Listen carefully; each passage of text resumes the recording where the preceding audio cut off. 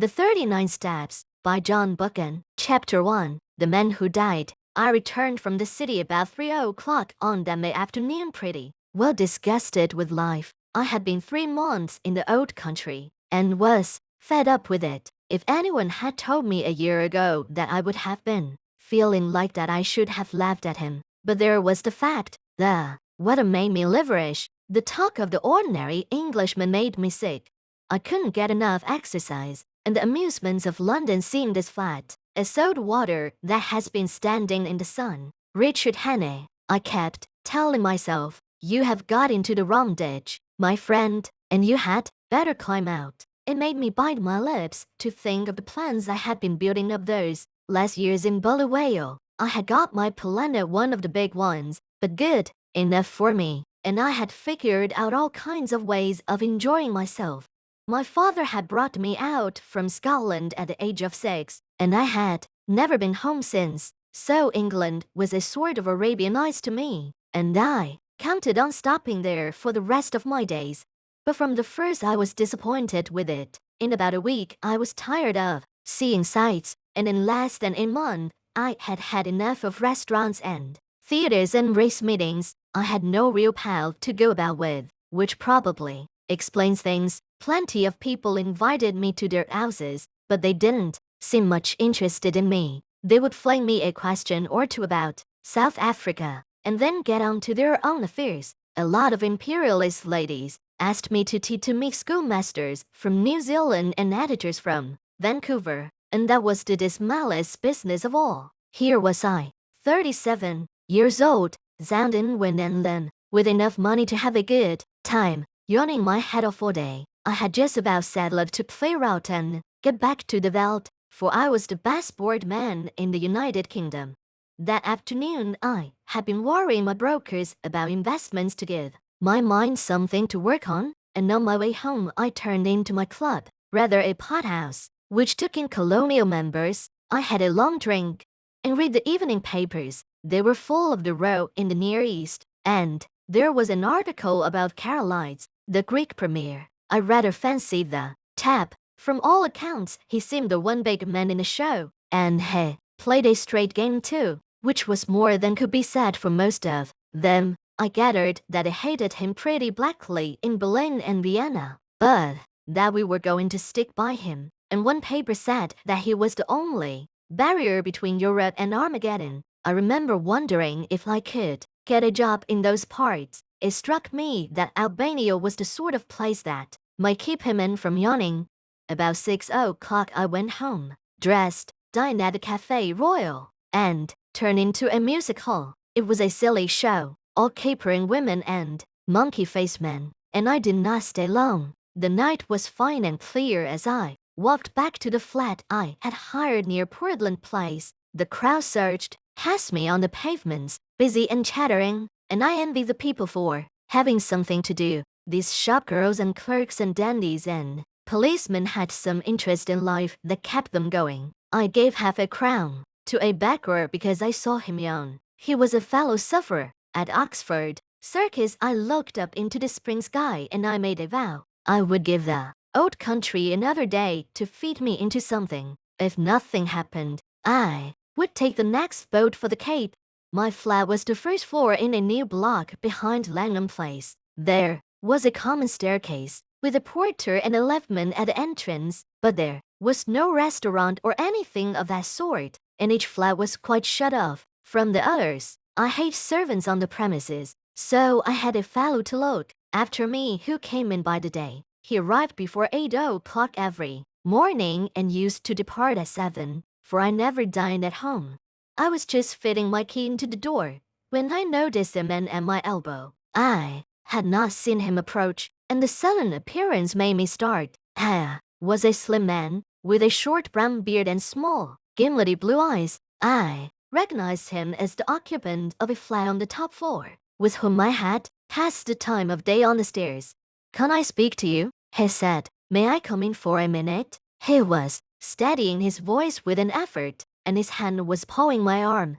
I got my door open and motioned him in. No sooner was he over the threshold than he made a dash for my back room, where I used to smoke and write my letters. Then he bolted back. Is the door locked? He asked feverishly, and he fastened the chain with his own hand. I'm very sorry, he said humbly. It's a mighty liberty, but you looked the kind of man who would understand. I've had you in my mind all this week when things got troublesome. Say, will you do me a good turn? I'll listen to you, I said. That's all I'll promise. I was getting worried by the antics of this nervous little chap. There was a tray of drinks on a table beside him, from which he filled himself a stiff whiskey and soda. He drank it off in 3 gulps, and cracked the glass as he set it down. Pardon, he said, I'm a bit rattled tonight. You see, I happen at this moment to be dead. I sat down in an armchair and lit my pipe. What does it feel like? I asked. I was pretty certain that I had to deal with a madman. A smile flickered over his drawn face. I'm not mad yet. Say, sir, I've been watching you, and I reckon you're a cool customer. I reckon, too, you're an honest man, and not afraid of playing a bold hand. I'm going to confide in you. I need help worse than any man ever needed it, and I want to know if I can count you in. Get on with your yarn, I said, and I'll tell you. He seemed to brace himself for a great effort, and then started on the querist rigmarole. I didn't get hold of it at first, and I had to stop and ask him questions, but here is the gist of it. He was an American, from Kentucky, and after college, being pretty well off, he had started out to see the world. He wrote a bit, and acted as war correspondent for a Chicago paper, and spent a year or 2 in southeastern Europe. I gathered that he was a fine linguist, and had got to know pretty well the society in those parts. He spoke familiarly of many names that I remembered to have seen in the newspapers. He had played about with politics, he told me, at first for the interest of them, and then because he couldn't help himself. I read him as a sharp, restless fellow, who always wanted to get down to the roots of things. He got a little further down than he wanted. I am giving you what he told me as well as I could make it out. Away behind all the governments and the armies, there was a big subterranean movement going on, engineered by very dangerous people. He had come on it by accident. It fascinated him. He went further, and then he got caught. I gathered that most of the people in it were the sort of educated anarchists that make revolutions, but that beside them there were financiers who were playing for money. A clever man can make big profits on a falling market, and it suited the book of both classes to set Europe by the ears.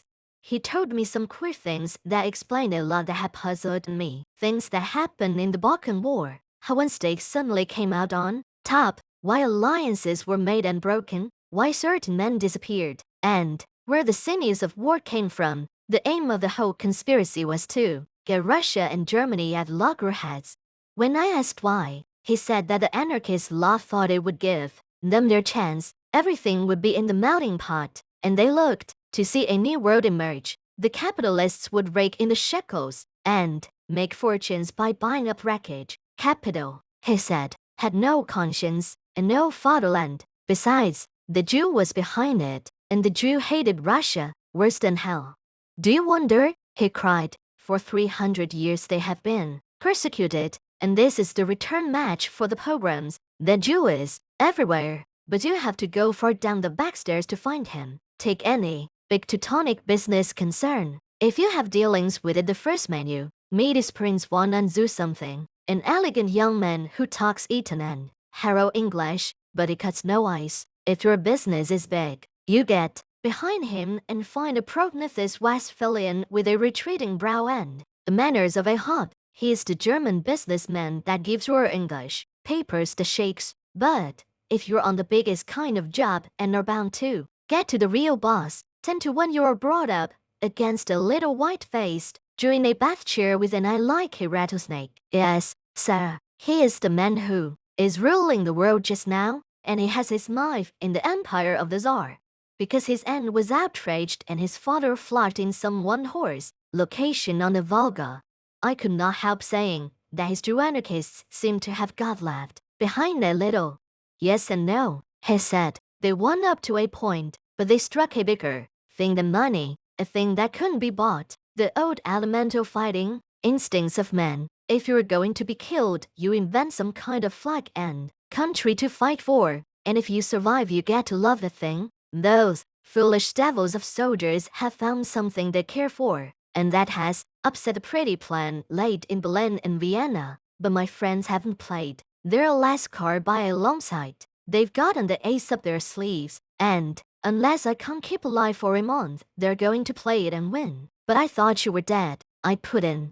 Mers Janua, bit. He smiled. I recognized the quotation. It was about all the Latin I knew. I'm coming to that, but I've got to put you wise about a lot of things first. If you read your newspaper, I guess you know the name of Constantine Carolides.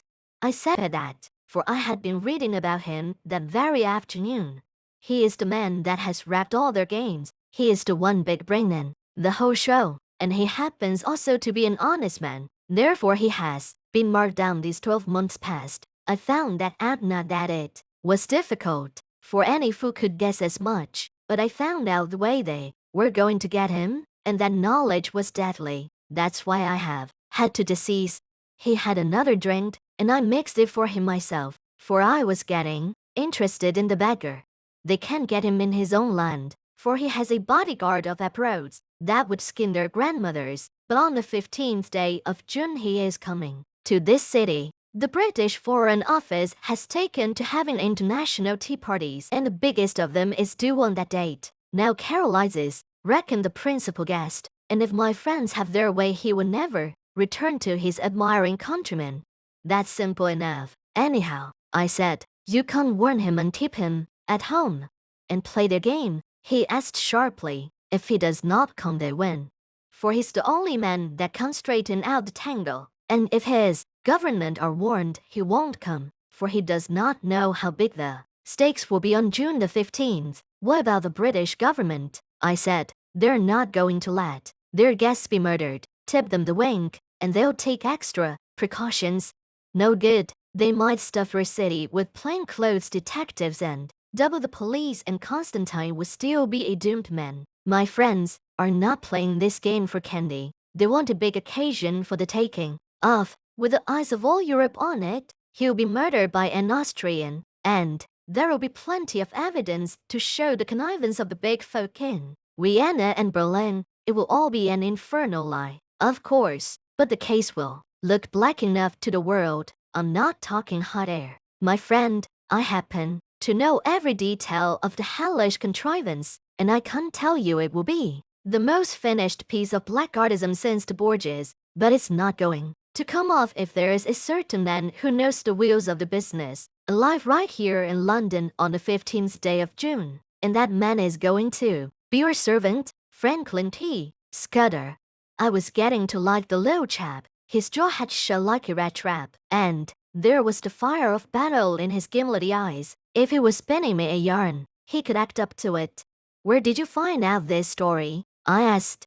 I got the first hint in an inn on the Agency in Tyrol. That sent me inquiring, and I collected my other clues in a first shop in the Galician quarter of Buda, in a stranger's club in Vienna, and in a little bookshop off the Racknitzstrasse in Leipzig. I completed my evidence 10 days ago in Paris. I can't tell you the details now, for it's something of a history. When I was quite sure in my own mind, I judged it my business to disappear, and I reached this city by a mighty queer circuit. I left Paris identified young French-American, and I sailed from Hamburg a Jew diamond merchant. In Norway I was an English student of Ibsen collecting materials for lectures.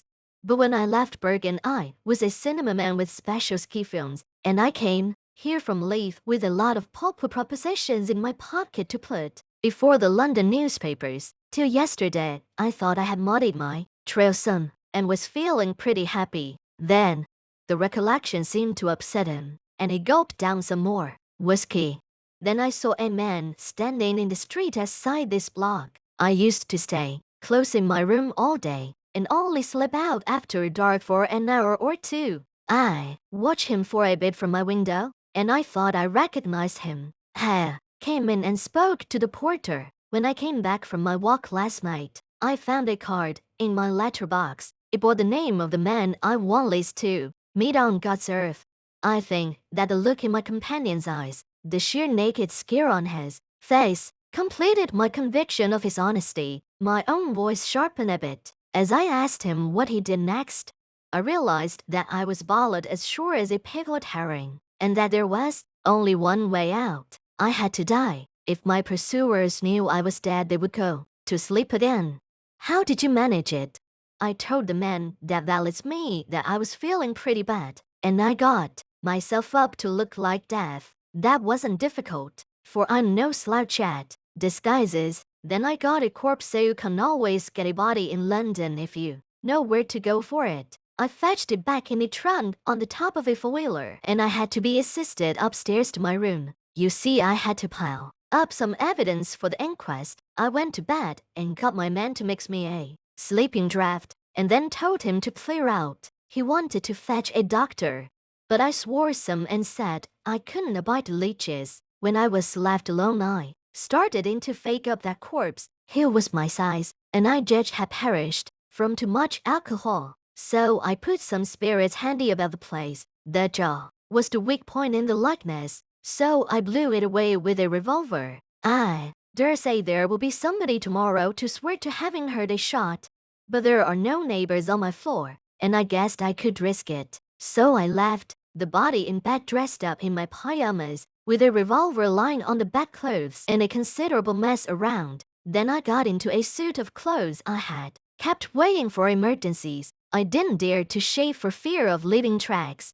And besides, it wasn't any kind of use my trying to get into the streets. I had you in my mind all day, and there seemed nothing to do but to make an appeal to you. I watched from my window till I saw you come home, and then slept down the stair to meet you. There, sir, I guess you know about as much as me of this business, he said, blinking like an owl, flaring with nerves and yet desperately determined. By this time, I was pretty well convinced that he was going straight with me. It was the wildest sort of narrative, but I had heard in my time many steep tales which had turned out to be true, and I had made a practice of judging the man rather than the story. If he had wanted to get a location in my flat and then cut my throat, he would have pitched a milder yarn. Hand me your key, I said, and I'll take a look at the corpse. Excuse my caution, but I'm bound to verify it if I can. He shook his head mournfully. I reckon you'd ask for that, but I haven't got it. It's on my chain on the dressing table. I had to leave it behind, for I couldn't leave any clues to breed suspicions. The gentry who are after me are pretty bright-eyed citizens. You'll have to take me on trust for the night, and tomorrow you'll get proof of the corpse business right enough. I thought for an instant or two. Right, I'll trust you for the night. I'll lock you into this room and keep the key. Just one word, Mr. Scudder. I believe you're straight, but if so be you're not, I should warn you that I'm a handy man with a gun. Sure, he said, jumping up with some briskness. I haven't the privilege of your name, sir, but let me tell you that you're a white man. I'll thank you to lend me a razor.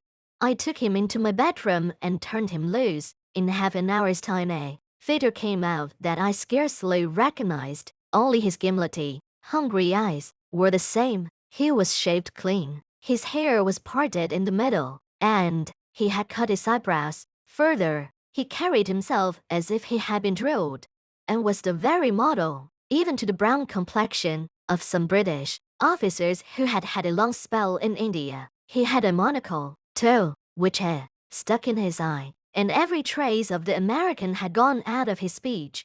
Mayhat, a Mr. Scudder, I stammered. Not a Mr. Scudder, he corrected. Captain Theophilus Digby, of the 40th Gurkhas, presently home on leave. I'll thank you to remember that, sir. I made him up a bed in my smoking room and sought my own couch. More cheerful than I had been for the past month. Things did happen occasionally, even in this God-forgotten metropolis. I woke next morning to hear my man, Paddock, making the deuce of a row at the smoking room door. Paddock was a fellow I had done a good turn to, out on the Sulaco, and I had installed him as my servant as soon as I got to England. He had about as much gift of the gab as a hippopotamus, and was not a great hand at valeting, but I knew I could count on his loyalty. Stop that row, Paddock, I said. There's a friend of mine, Captain. Captain, I couldn't remember the name, dozing down in there. Ed, breakfast for two and then come and speak to me. I told Paddock a fine story about how my friend was a great swell, with his nerves pretty bad from overwork, who wanted absolute rest and stillness. Nobody had got to know he was here, or he would be besieged by communications from the India office, and the Prime Minister and his cure would be ruined. I'm bound to say Scudder played up splendidly when he came to breakfast. He fixed Paddock with his eyeglass, just like a British officers, asked him about the Boer War, and slung out at me a lot of stuff about imaginary pals. Paddock couldn't learn to call me sir, but he sirrayed Scudder as if his life depended on it. I left him with the newspaper and a box of cigars, and went down to the city till luncheon. When I got back, the liftman had an important face. Nasty business this morning, sir. Gent in no. 15 been and shot itself. They've just took him to the mortuary. The police are up there now. I sent it to no. 15, and found a couple of bobbies and an inspector busy making an examination. I asked a few idiotic questions, and they soon kicked me out. Then I found the man that had valeted Scudder and pumped him, but I could see he suspected nothing. He was a whining fellow with a churchyard face and heavy crown, went far to console him. I attended the inquest next day. A partner of some publishing firm gave evidence that the deceased had brought him with pole propositions and had been, he believed, an agent of an American business. The jury found it a case of suicide while of unsound mind, and the few effects were handed over to the American consul to deal with. I gave Scudder a full account of the affair, and it interested him greatly. He said he wished he could have attended the inquest, for he reckoned it would be about as spicy as to read one's own obituary notice. The first 2 days he stayed with me in the back room, he was very peaceful. He read and smoked a bit, and made a heap of jottings in a notebook. And every night we had a game of chess, at which he beat me hollow. I think he was nursing his nerves back to health, for he had had a pretty trying time. But on the 3rd day I could see he was beginning to get restless. I fixed up a list of the days to June 15th, and ticked each off with a red pencil, making remarks in short and against them. I would find him sunk in a brown study, with his sharp eyes abstracted, and after those spells of meditation he was apt to be very despondent. Then I could see that he began to get edgy again. He listened for little noises, and was always asking me if Paddock could be trusted. Once or twice he got very peevish, and apologized for it. I didn't blame him. I made every allowance, for he had taken on a fairly stiff job. It was not the safety of his own skin that troubled him, but the success of the scheme he had planned. That little man was clean grit off through, without a soft spot in him. One night he was very solemn. "Say, Annie," he said, "I judge I should let you a bit deeper into this business. I should hate to go out without leaving somebody else to put up a fight." And he began to tell me in detail what I had only heard from him vaguely.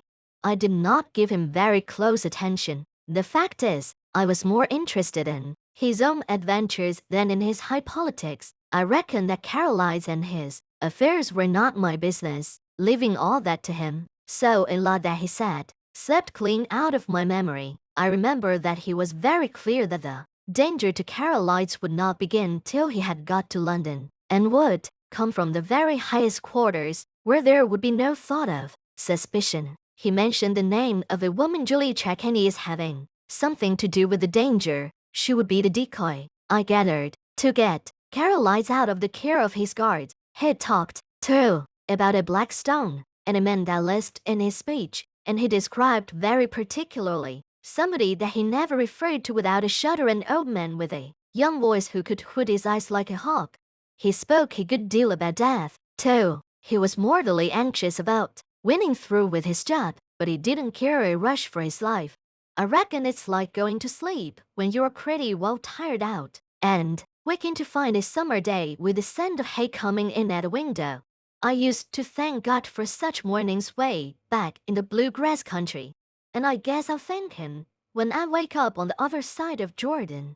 Next day, he was much more cheerful and read the life of Stonewall Jackson much of the time. I went out to dinner with a mining engineer I had got to see on business and came back about 10:30 in time for our game of chess before turning in. I had a cigar in my mouth, I remember, as I pushed open the smoking room door. The lights were not lit, which struck me as odd. I wondered if Scudder had turned in already. I snapped the switch, but there was nobody there. Then I saw something in the far corner which made me drop my cigar and fall into a cold sweat. My guest was lying sprawled on his back. There was a long knife through his heart which skewered him to the floor. Chapter 2.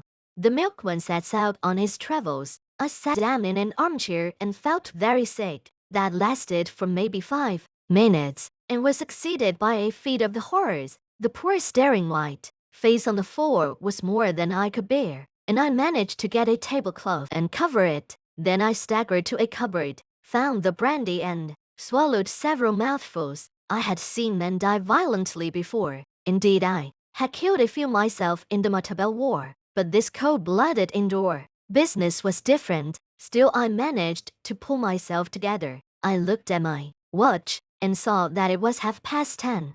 An idea seized me, and I went over the flat with a small tooth comb. There was nobody there, nor any trace of anybody, but I shuddered and bolted all the windows and put the chain on the door. By this time my wits were coming back to me, and I could think again. It took me about an hour to figure the thing out, and I did not hurry, for unless the murderer came back, I had till about 6 o'clock in the morning for my cogitations. I was in the soup that was pretty clear. Any shadow of a doubt I might have had about the truth of Scudder's tale was now gone. The proof of it was lying under the tablecloth. The man who knew that he knew what he knew had found him and had taken the best way to make certain of his silence. Yes, but he had been in my rooms for days, and his enemies must have reckoned that he had confided in me. So I would be the next to go. It might be that very night, or next day, or the day after, but my number was up all right.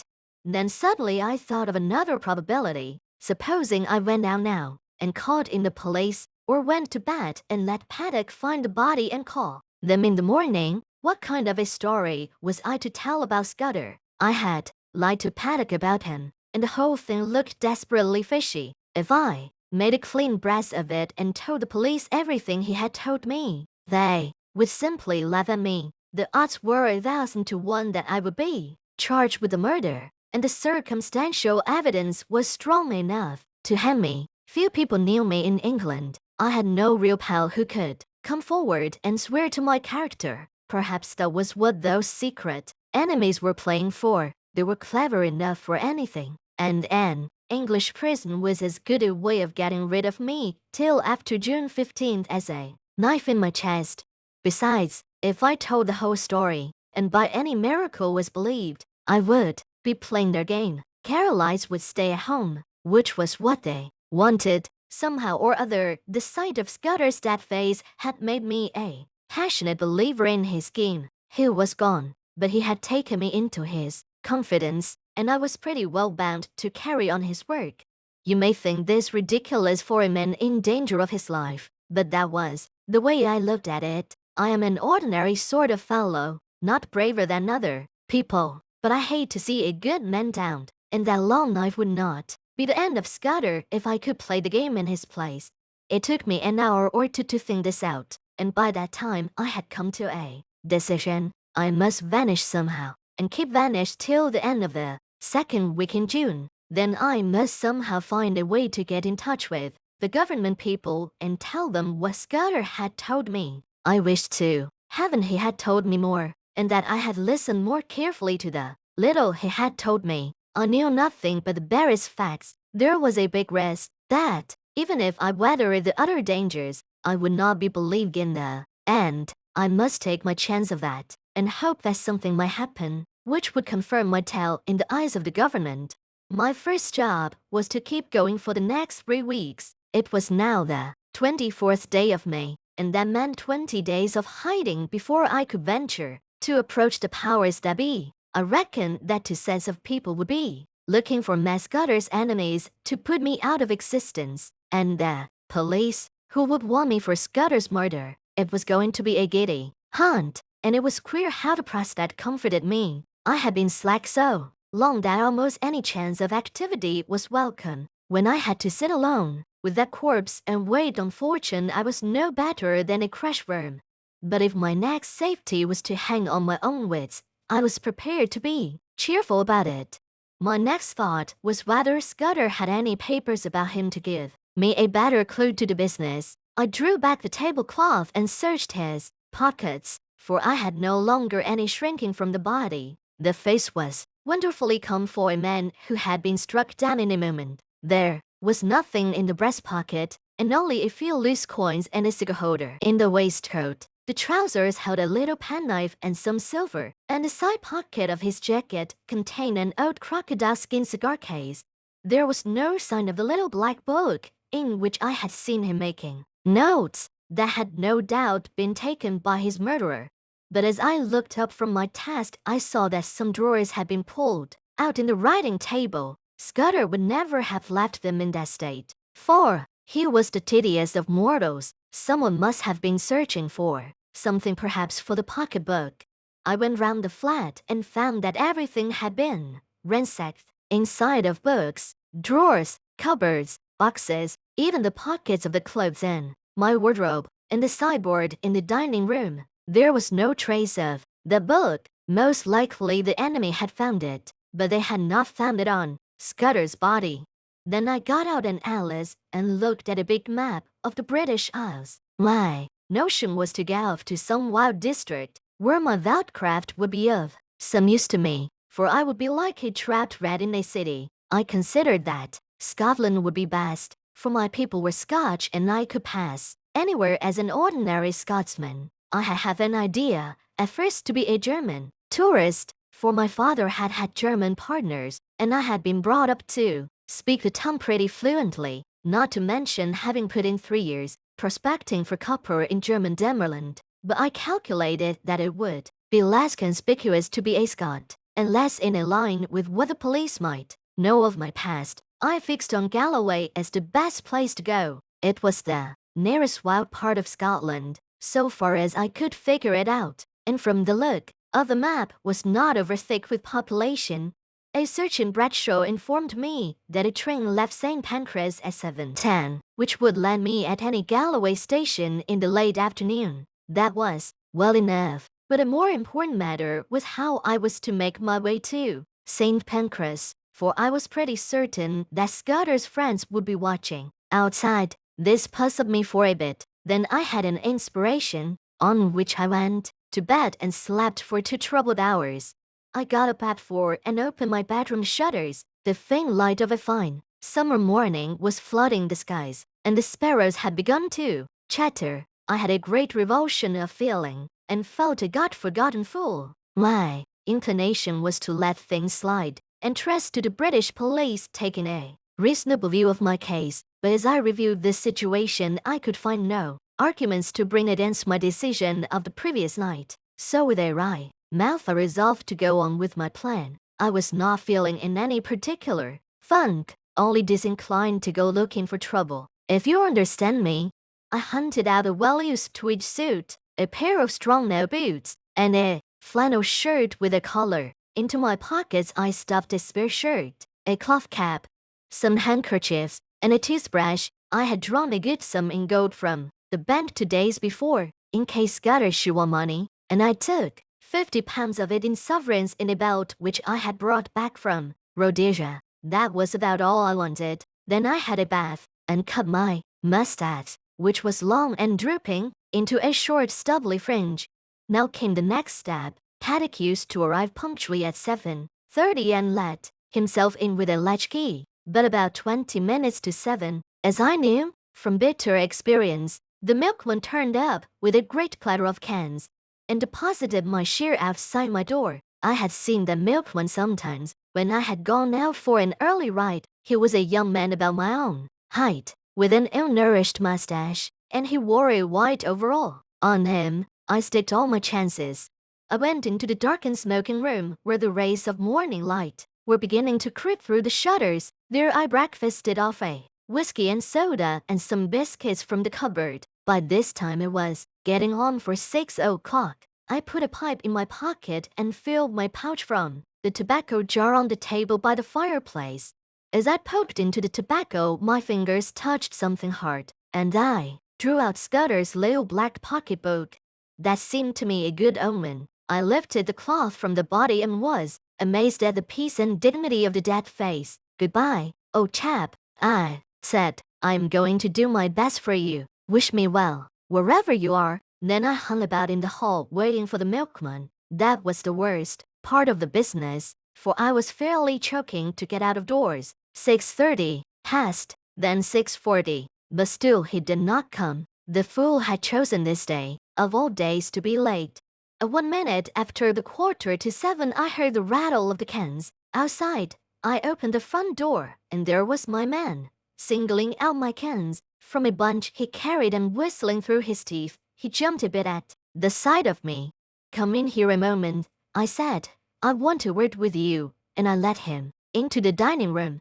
"I reckon you're a bit of a sportsman," I said, "and I want you to do me a service. Lend me your cap and overall for 10 minutes, and here's a sovereign for you." His eyes opened at the sight of the gold, and he grinned broadly. "What's the gym?" he asked. "A bet," I said. "I haven't time to explain, but to win it I've got to be a milkman for the next 10 minutes. All you've got to do is to stay here till I come back. You'll be a bit late, but nobody will complain, and you'll have that quid for yourself." "Righto," he said cheerily. "I ain't the man to spoil a bit of sport. Here's the rig, giving o'er." I stuck on his flat blue hat and his white overall, picked up the cans, banged my door, and went whistling downstairs. The porter at the foot told me to shut my jaw, which sounded as if my makeup was adequate. At first I thought there was nobody in the street. Then I caught sight of a policeman 100 yards down, and a loafer shuffling past on the other side. Some impulse made me raise my eyes to the house opposite, and there, at a first-floor window, was a face. As the loafer passed, he looked up, and I fancied a signal was exchanged. I crossed the street, whistling gaily and imitating the jaunty swing of the milkman. Then I took the first side street and went up a left-hand turning, which led past a bit of vacant ground. There was no one in the little street, so I dropped the milk cans inside the hoarding and sent the cap and overall after them. I had only just put on my cloth cap when a postman came round the corner. I gave him good morning, and he answered me unsuspiciously. At the moment the clock of a neighboring church struck the hour of 7. There was not a second to spare. As soon as I got to Euston Road, I took to my heels and ran. The clock at Euston Station showed 5 minutes past the hour. At St. Pancras I had no time to take a ticket, let alone that I had not settled upon my destination. A porter told me the platform, and as I entered it, I saw the train already in motion. 2 station officials blocked the way, but I dodged them and clambered into the last carriage.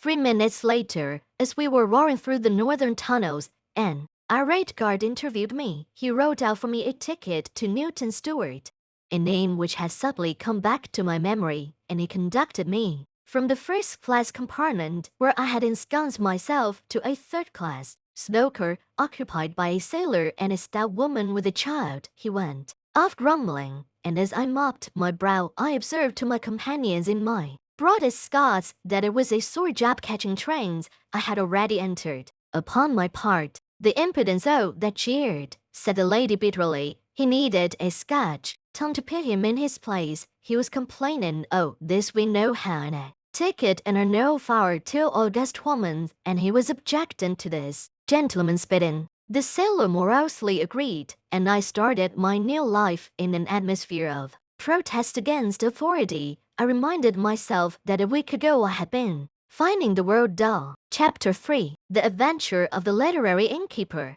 I had a solemn time traveling north that day. It was fine May weather, with the hawthorn flowering on every hedge, and I asked myself why, when I was still a free man, I had stayed on in London and not got the good of this heavenly country. I didn't dare face the restaurant car, but I got a luncheon basket at Leeds and shared it with the fat woman. Also, I got the morning's papers, with news about starters for the Derby and the beginning of the cricket season, and some paragraphs about how Buchan affairs were settling down and a British squadron was going to kill. When I had done with them, I got out Scudder's little black pocketbook and studied it. It was pretty well filled with jottings, chiefly figures, though now and then a name was printed in. For example, I found the words Hofgaard, Luneville, and avocado pretty often, and especially the word Pavia. Now I was certain that Scudder never did anything without a reason, and I was pretty sure that there was a cipher in all this. That is a subject which has always interested me, and I did a bit at it myself once, as intelligence officers had. Delago Bay during the Boer War. I have a head for things like chess and puzzles, and I used to reckon myself pretty good at finding out ciphers. This one looked like the numerical kind, where sets of figures correspond to the letters of the alphabet, but any fairly shrewd man can't find a clue to that sort. After an hour or two's work, and I didn't think Scudder would have been content with anything so easy, so I fastened on the printed words, for you can make a pretty good numerical cipher if you have a keyword which gives you the sequence of the letters. I tried for hours, but none of the words answered. Then I fell asleep and woke at Dumfries just in time to bundle out and get into the slow Galway train. There was a man on the platform whose looks I didn't like, but he never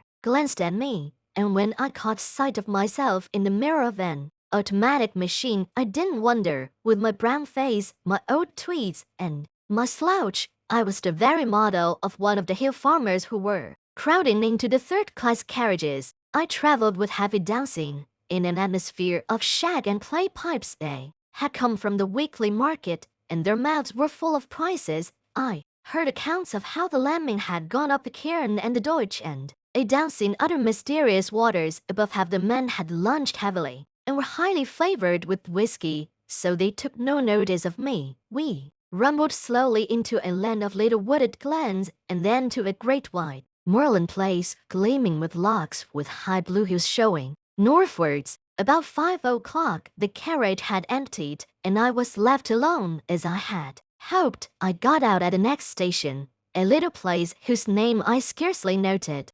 Set right in the heart of a bog, it reminded me of one of those forgotten little stations in the Karoo. An old station master was digging in his garden, and with a spade over his shoulder sauntered to the train, took charge of a parcel, and went back to his potatoes. A child of 10 received my ticket, and I emerged on a wide road that straggled over the brown moor. It was a gorgeous spring evening, with every hue showing as clear as a cut amethyst. The air had a queer, rooty smell of box, but it was as fresh as mid-ocean, and it had the strangest effect on my spirits. I actually felt light-hearted. I might have been a boy out for a spring holiday tramp instead of a man of 37 very much wanted by the police. I felt just as I used to feel when I was starting for a big trek on a frosty morning on the high veld. If you believe me, I swung along that road whistling. There was no plan of campaign in my head, only just to go on and on in this blessed, honest-smelling hill country, for every mile put me in better humor with myself. In a roadside planting I cut a walking stick of hazel, and presently struck off the highway up a bypath which followed the glen of a brawling stream. I reckoned that I was still far ahead of any pursuit, and for that night might please myself. It was some hours since I had tasted food, and I was getting very hungry when I came to a hearse cottage set in a nook beside a waterfall. A brown-faced woman was standing by the door and greeted me with the kindly shyness of moorland places. When I asked for a nice lodging, she said I was welcome to the bed in the loft, and very soon she set before me a hearty meal of ham and eggs, scones, and thick sweet milk. At the darkening, her man came in from the hills, a lean giant, who in one step covered as much ground as 3 paces of ordinary mortals. They asked me no questions, for they had the perfect breeding of all dwellers in the woods, but I could see they set me down as a kind of dealer, and I took some trouble to confirm their view. I spoke a lot about cattle, of which my host knew little, and I picked up from him a good deal about the local Galloway markets, which I tucked away in my memory for future use. At 10 I was nodding in my chair, and the bed in the loft received a weary man who never opened his eyes till 5 o'clock, said a little homestead, going once or they refused any payment, and by 6 I had breakfasted and was striding southwards again. My notion was to return to the railway line a station or two farther on than the place where I had alighted yesterday, and to double back. I reckoned that was the safest way, for the police would naturally assume that I was always making farther from London in the direction of some western port. I thought I had still a good bit of a start, for, as I reasoned, it would take some hours to fix the blame on me, and several more to identify the fellow who got on board the train at St. Pancras. It was the same jolly, clear spring weather, and I simply could not contrive to feel careworn. Indeed, I was in better spirits than I had been for months. Over a long ridge of moorland I took my road, skirting the side of a high hill, which the herd had caught cairns more afleet. Nesting curlews and plovers were crying everywhere, and the lengths of green pasture by the streams were dotted with young lambs. All the slackness of the past months was slipping from my bones, and I stepped out like a 4-year-old. By and by I came to a swell of moorland which dipped to the vale of a little river, and a mile away, in the heather, I saw the smoke of a train. The station, when I reached it, proved to be ideal for my purpose. The moor surged up around it and left room only for the single line, the slender siding, a waiting room and office, the station master's cottage, and a tiny yard of gooseberries and sweet william. There seemed no road to it from anywhere, and to increase the desolation, the waves of eternal lapped on their grey granite beach half a mile away. I waited in the deep heather till I saw the smoke of an east-going train on the horizon. Then I approached the tiny booking office and took a ticket for Dumfries. The only occupants of the carriage were an old shepherd and his dog. Wall-eyed brute that I mistrusted. The man was asleep, and on the cushions beside him was that morning Scotsman. Eagerly I seized on it, for I fancied it would tell me something. There were 2 columns about the Portland Place murder, as it was called. My man Paddock had given the alarm and had the milkman arrested. Poor devil! It looked as if the latter had earned his sovereign heartily, but for me he had been cheap at the price, for he seemed to have occupied the police for the better part of the day. In the latest news, I found a further installment of the story. The milkman had been released, I read, and the true criminal, about whose identity the police were reticent, was believed to have got away from London by one of the northern lines. There was a short note about me as the owner of the flat. I guess the police had stuck that in as a clumsy contrivance to persuade me that I was unsuspected. There was nothing else in the paper, nothing about foreign politics or Carolites or the things that had interested Scudder. I laid it down and found that we were approaching the station at which I had got out yesterday. The potato digging station master had been gingered up into some activity, for the west-going train was waiting to let us pass, and from it had descended 3 men who were asking him questions. I supposed that they were the local police who had been stirred up by Scotland Yard and had traced me as far as this one-horse siding. Sitting well back in the shadow, I watched them carefully. One of them had a book and took down notes. The old potato digger seemed to have turned peevish, but the child who had collected my ticket was talking volubly. All the party looked out across the moor where the white road departed. I hoped they were going to take up my tracks there. As we moved away from that station, my companion woke up. He fixed me with a wandering glance, kicked his dog viciously, and inquired where he was. Clearly he was very drunk. "That's what comes of being a teetotaler," he observed in bitter regret. I expressed my surprise that in him I should have met a blue-ribbon stalwart. But I'm a strong teetotaler," he said pugnaciously. "I took the pledge last Martinez, and I haven't touched a drop o' whiskey since I'm not even at Hogmanay, though I was sore tempted." He swung his heels up on the seat and burrowed a frowsy head into the cushions. "And that's it I get," he moaned, "a high better than hellfire, and look in different ways for the Sabbath." "What did it?" I asked. "A drink the cup brandy. Being a teetotaler I keep it off the whiskey, but I was nip-nipping the day at this brandy, and I doubt I'll no be well for it." For next, his voice died away into a splutter, and sleep once more laid its heavy hand on him. My plan had been to get out at some station down the line, but the train suddenly gave me a better chance, for it came to a standstill at the end of a culvert which spanned a brawling porter-colored river. I looked out and saw that every carriage window was closed and no human figure appeared in the landscape, so I opened the door and dropped quickly into the tangle of hazels which edged the line. It would have been all right but for that infernal dog. Under the impression that I was decamping with its master's belongings, it started to bark and all but got me by the trousers. This woke up the herd, who stood bawling at the carriage door in the belief that I had committed suicide. I crawled through the thicket, reached the edge of the stream, and in cover of the bushes put 100 yards or so behind me. Then from my shelter I peered back and saw the guard and several passengers gathered round the open carriage door and staring in my direction. I could not have made a more public departure if I had left with a bugler and a brass band. Happily the drunken herd provided a diversion. He and his dog, which was attached by a rope to his waist, suddenly cascaded out of the carriage, landed on their heads on the track, and rode some way down the bank towards the water. In the rescue which followed the dog bit somebody, for I could hear the sound of hard swearing. Presently they had forgotten me, and when after a quarter of a mile's crawl I ventured to look back, the train had started again, and was vanishing in the cutting. I was in the wide sunny circle of moorland, with the brown river as radius, and the high hills forming the northern circumference. There was not a sign nor sound of a human being, only the plashing water and the interminable crying of curlews. Yet, oddly enough, for the first time I felt the terror of the hunted on me. It was not the police that I thought of, but the other folk who knew that I knew Scudder's secret and dared not let me live. I was certain that they would pursue me with a keenness and vigilance unknown to the British law, and that once their grip closed on me I should find no mercy. I looked back, but there was nothing in the landscape. The sun glinted on the meadows of the line and the wet stones in the stream, and you could not have found a more peaceful sight in the world. Nevertheless, I started to run.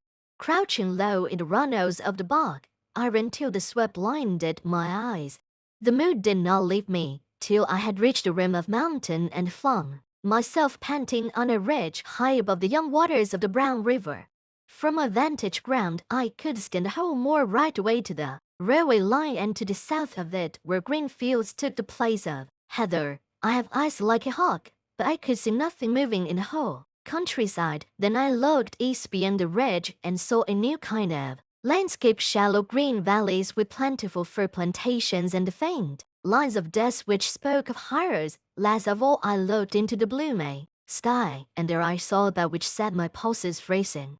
Low down in the south, a monoplane was climbing into the heavens. I was as certain as if I had been told that an aeroplane was looking for me, and that it did not belong to the police. For an hour or two I watched it from a pit of heather. It flew low along the hilltops, and then in narrow circles over the valley up which I had come. Then it seemed to change its mind, rose to a great height, and flew away back to the south.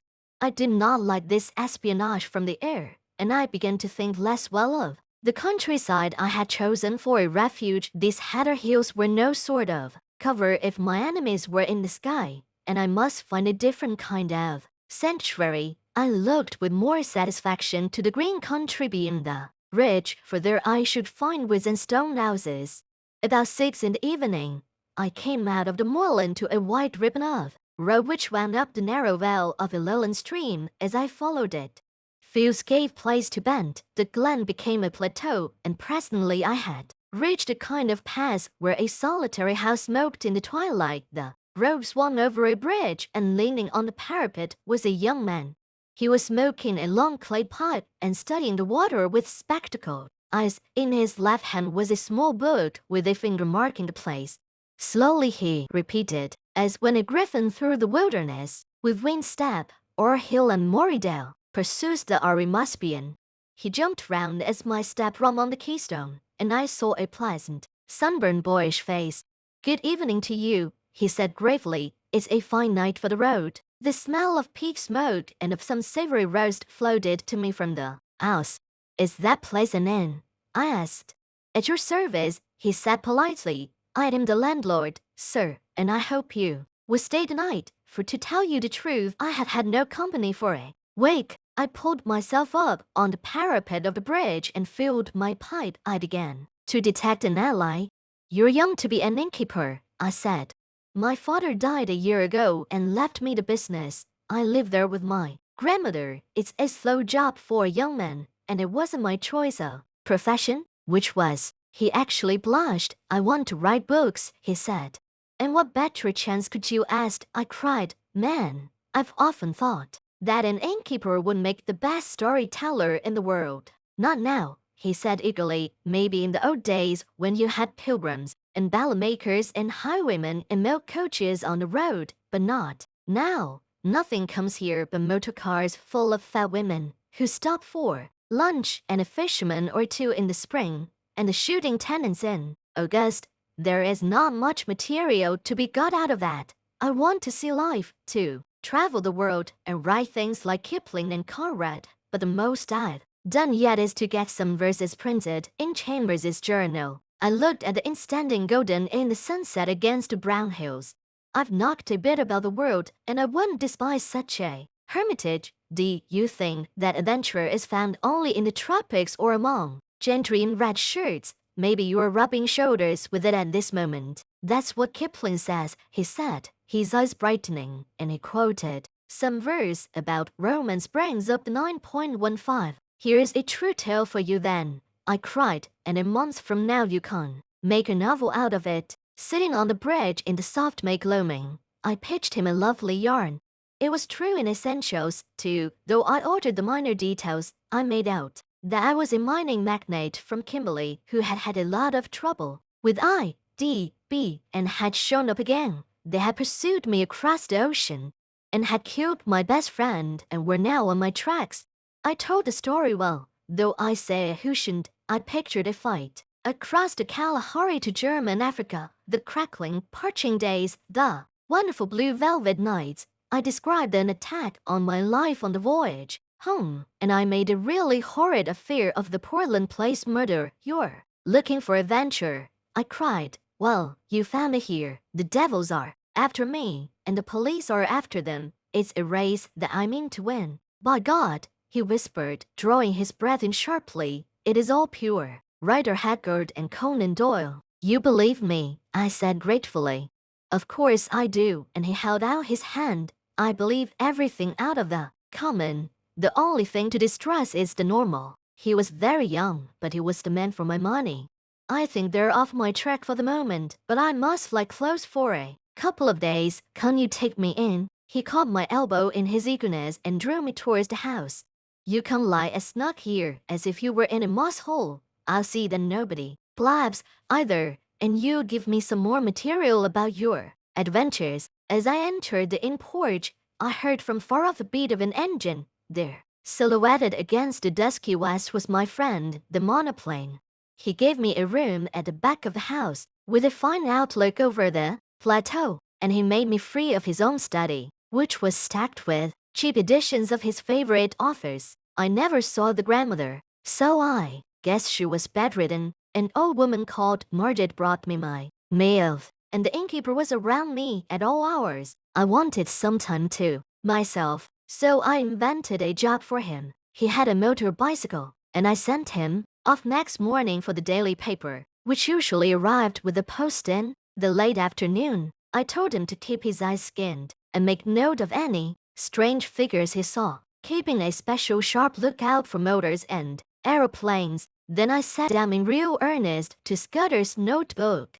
He came back at midday with a Scotsman. There was nothing in it, except some further evidence of Paddock and the milkman, and a repetition of yesterday's statement that a murderer had gone north. But there was a long article, reprinted from the Times, about Carolites and the state of affairs in the Balkans, though there was no mention of any visit to England. I got rid of the innkeeper for the afternoon, for I was getting very warm in my search for the cipher. As I told you, it was a numerical cipher, and by an elaborate system of experiments I had pretty well discovered what were the nulls and stops. Trouble was the keyword, and when I thought of the odd million words he might have used, I felt pretty hopeless. But about 3 o'clock I had a sudden inspiration. The name Julia Hannay flashed across my memory. Scudder had said it was the key to the Caroline's business, and it occurred to me to try it on his cipher. It worked. The 5 letters of Julia gave me the position of the vowels. Was J, the 10th letter of the alphabet, and so represented by X in the cipher. E was W equals 21, and so on. Hannay gave me the numerals for the principal consonants. I scribbled that scheme on a bit of paper and sat down to read Scudder's pages. In half an hour, I was reading with a whitish face and fingers that drummed on the table. I glanced out of the window and saw a big touring car coming up the glen. Towards the inn, it drew up at the door, and there was the sound of people alighting. There seemed to be 2 of them, men in aquascutums and tweed caps. 10 minutes later, the innkeeper slipped into the room, his eyes bright with excitement.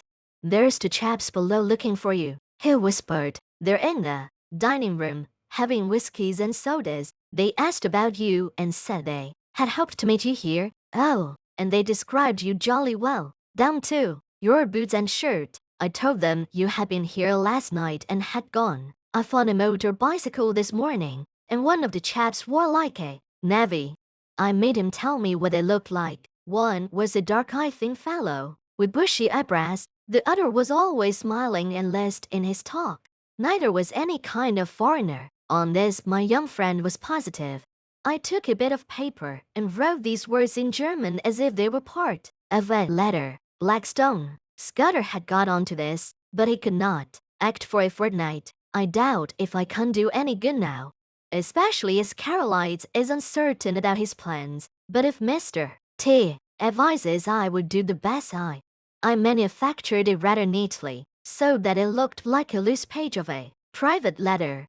"Take this down and say it was found in my bedroom, and ask them to return it to me if they overtake me." 3 minutes later, I heard the car begin to move, and peeping from behind the curtain caught sight of the 2 figures. One was slim, the other was sleek. That was the most I could make of my reconnaissance. The innkeeper appeared in great excitement. "Your paper woke them up," he said gleefully. The dark fellow went as white as death and cursed like blazes, and the fat one whistled and looked ugly. They paid for their drinks with half a sovereign and wouldn't wait for change. "Now I'll tell you what I want you to do," I said. "Get on your bicycle and go off to Newton Stewart to the chief constable. Describe the 2 men, and say you suspect them of having had something to do with the London murder. You can invent reasons. The 2 will come back. Never fear. Not tonight, for they'll follow me 40 miles along the road. But first thing, tomorrow morning, tell the police to be here bright and early." He set off like a docile child, while I worked at Scudder's notes. When he came back, we dined together, and in common decency I had to let him pump me. I gave him a lot of stuff about lion hunts and the Matabele War, thinking all the while what tame businesses these were compared to this I was now engaged in. When he went to bed, I sat up and finished Scudder. I smoked in a chair till daylight, for I could not sleep. About 8 next morning, I witnessed the arrival of 2 constables and a sergeant. They put their car in a coach house under the innkeeper's instructions and entered the house. 20 minutes later, I saw from my window a second car come across the plateau from the opposite direction. It did not come up to the inn, but stopped 200 yards off in the shelter of a patch of wood. I noticed that its occupants carefully reversed it before leaving it. A minute or 2 later, I heard their steps on the gravel outside the window. My plan had been to lie hid in my bedroom and see what happened. I had a notion that if I could bring the police and my other more dangerous pursuers together, something might work out of it to my advantage. But now, I had a better idea. I scribbled a line of thanks to my host, opened the window, and dropped quietly into a gooseberry bush. Unobserved, I crossed the dike, crawled down the side of a tributary burn, and won the highroad on the far side of the patch of trees. There stood the car. Mary spake and span in the morning sunlight, but with a disc on her which told of a long journey. I started her, jumped into the chauffeur's seat, and stowed gently out onto the plateau. Almost at once the road dipped so that I lost sight of the inn, but the wind seemed to bring me the sound of angry voices. Chapter 4.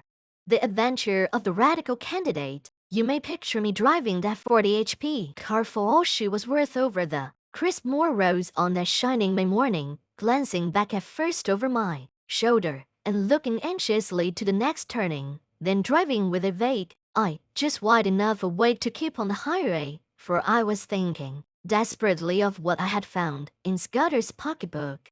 The little man had told me a pack of lies, all his yarns about the Balkans and the Jew anarchists and the Foreign Office conference where I was. And so was Caroline's, and yet not quite, as you shall hear. I had staked everything on my belief in his story and had been let down. Here was his book telling me a different tale, and instead of being once bitten twice shy, I believed it absolutely. Why? I don't know. It rang desperately true, and the first yarn, if you understand me, had been in a queer way true also in spirit. The 15th day of June was going to be a day of destiny, a bigger destiny than the killing of a dago. It was so big that I didn't blame Scudder for keeping me out of the game and wanting to play a lone hand. That, I was pretty clear, was his intention. He had told me something which sounded big enough, but the real thing was so immortally big that he, the man who had found it out, wanted it all for himself. I didn't blame him. It was risks after all that he was chiefly greedy about. The whole story was in the notes with gaps, you understand, which he would have filled up from his memory. He stuck down his authorities, too, and had an odd trick of giving them all a numerical value and then striking a balance, which stood for the reliability of each stage in the yarn. The 4 names he had printed were authorities, and there was a man, Ducrasson, who got 5 out of a possible 5, and another fellow, Emersford, who got 3. The bare bones of the tale were all that was in the book these, and one queer phrase which occurred half a dozen times inside brackets, 39 steps was the phrase, and at its last time of use it ran 39 steps. I counted them high tide 10.17 p.m. I could make nothing of that. The first thing I learned was that it was no question of preventing a war. That was coming, as sure as Christmas had been arranged, said Scudder. Ever since February 1912, Caroline's was going to be the occasion. He was booked all right, and was to hand in his checks on June 14th, 2 weeks and 4 days from that May morning. I gathered from Scudder's notes that nothing on earth could prevent that. His talk of apparelled guards that would skin their own grandmothers was all billy-o. The second thing was that this war was going to come as a mighty surprise to Britain. Caroline's death would set the Balkans by the ears, and then Vienna would chip in with an ultimatum. Russia wouldn't like that, and there would be high words, but Berlin would play the peacemaker and pour oil on the waters till suddenly she would find a good cause for a quarrel, pick it up, and in 5 hours let fly at us. That was the idea, and a pretty good one too. Honey and fair speeches, and then a stroke in the dark while we were talking about the goodwill and good intentions of Germany. Our coast would be silently ringed with mines, and submarines would be waiting for every battleship. But all this depended upon the third thing, which was due to happen on June 15th. I would never have grasped this if I hadn't once happened to meet a French staff officers coming back from West Africa who had told me a lot of things. One was that, in spite of all the nonsense talked in Parliament, there was a real working alliance between France and Britain, and that too, general staffs met every now and then and made plans for joint action in case of war. Well, in June a very great swell was coming over from Paris, and he was going to get nothing less than a statement of the disposition of the British Home Fleet on mobilization. At least I gathered it was something like that. Anyhow, it was something uncommonly important. But on the 15th day of June there were to be others in London, others, at whom I could only guess. Scudder was content to call them collectively the Blackstone. They represented not our allies, but our deadly foes, and the information destined for France, was to be diverted to their pockets, and it was to be used, rememberous, a week or two later, with great guns and swift torpedoes, suddenly in the darkness of a summer night. This was the story I had been deciphering in a back room of a country inn, overlooking a cabbage garden. This was the story that hummed in my brain as I swung in the big touring car from glen to glen. My first impulse had been to write a letter to the Prime Minister, but a little reflection convinced me that that would be useless. Who would believe my tale? I must show a sign, some token in proof, and heaven knew what that could be. Above all, I must keep going myself, ready to act when things got riper, and that was going to be no light job, with the police of the British Isles in full cry after me and the watchers of the Black Stone running silently and swiftly on my trail. I had no very clear purpose in my journey, but I steered east by the sun, for I remembered from the map that if I went north I would come into a region of coal-pits and industrial towns. Presently I was down from the moorlands and, traversing the broad hall of a river, for miles I ran alongside a park wall, and in a break of the trees I saw a great castle. I swung through little old thatched villages and over peaceful lowland streams and past gardens blazing with hawthorn and yellow laburnum. The land was so deep in peace that I could scarcely believe that somewhere behind me were those who sought my life, and that in a month's time, unless I had the almightiest of luck, these round country faces would be pinched and staring, and men would be lying dead in English fields. About midday, I entered the long straggling village and had a mind to stop and eat. Halfway down was the post office, and on the steps of it stood the postmistress and a policeman hard at work conning a telegram. When they saw me, they wakened up, and the policeman advanced with raised hand and cried on me to stop. I nearly was fool enough to obey. Then it flashed upon me that a wire had to do with me, that my friends at the inn had come to an understanding and were united in desiring to see more of me, and that it had been easy enough for them to wire the description of me and the card to 30 villages through which I might pass. I released the brakes just in time. As it was, the policeman made a claw at the hood and only dropped off when he got my left in his eye. I saw that main roads were no place for me and turned into the byways. It wasn't an easy job without a map, for there was the risk of getting onto a farm road and ending in a duck pond or a stable yard, and I couldn't afford that kind of delay. I began to see what an ass I had been to steal the car. La big green brute would be the safest kind of clue to me over the breadth of Scotland. If I left it and took to my feet, it would be discovered in an hour or two, and I would get no start in the race. The immediate thing to do was to get to the loneliest roads. This I soon found when I struck up a tributary of the big river and got into a glen with steep hills all about me, and a corkscrew road at the end which climbed over a pass. Here I met nobody, but it was taking me too far north, so I slewed east along a back track and finally struck a big double-line railway. Away below me I saw another broadish valley, and it occurred to me that if I crossed it I might find some remote inn to pass the night. The evening was now drawing in, and I was furiously hungry, for I had eaten nothing since breakfast except a couple of buns I had bought from a baker's cart.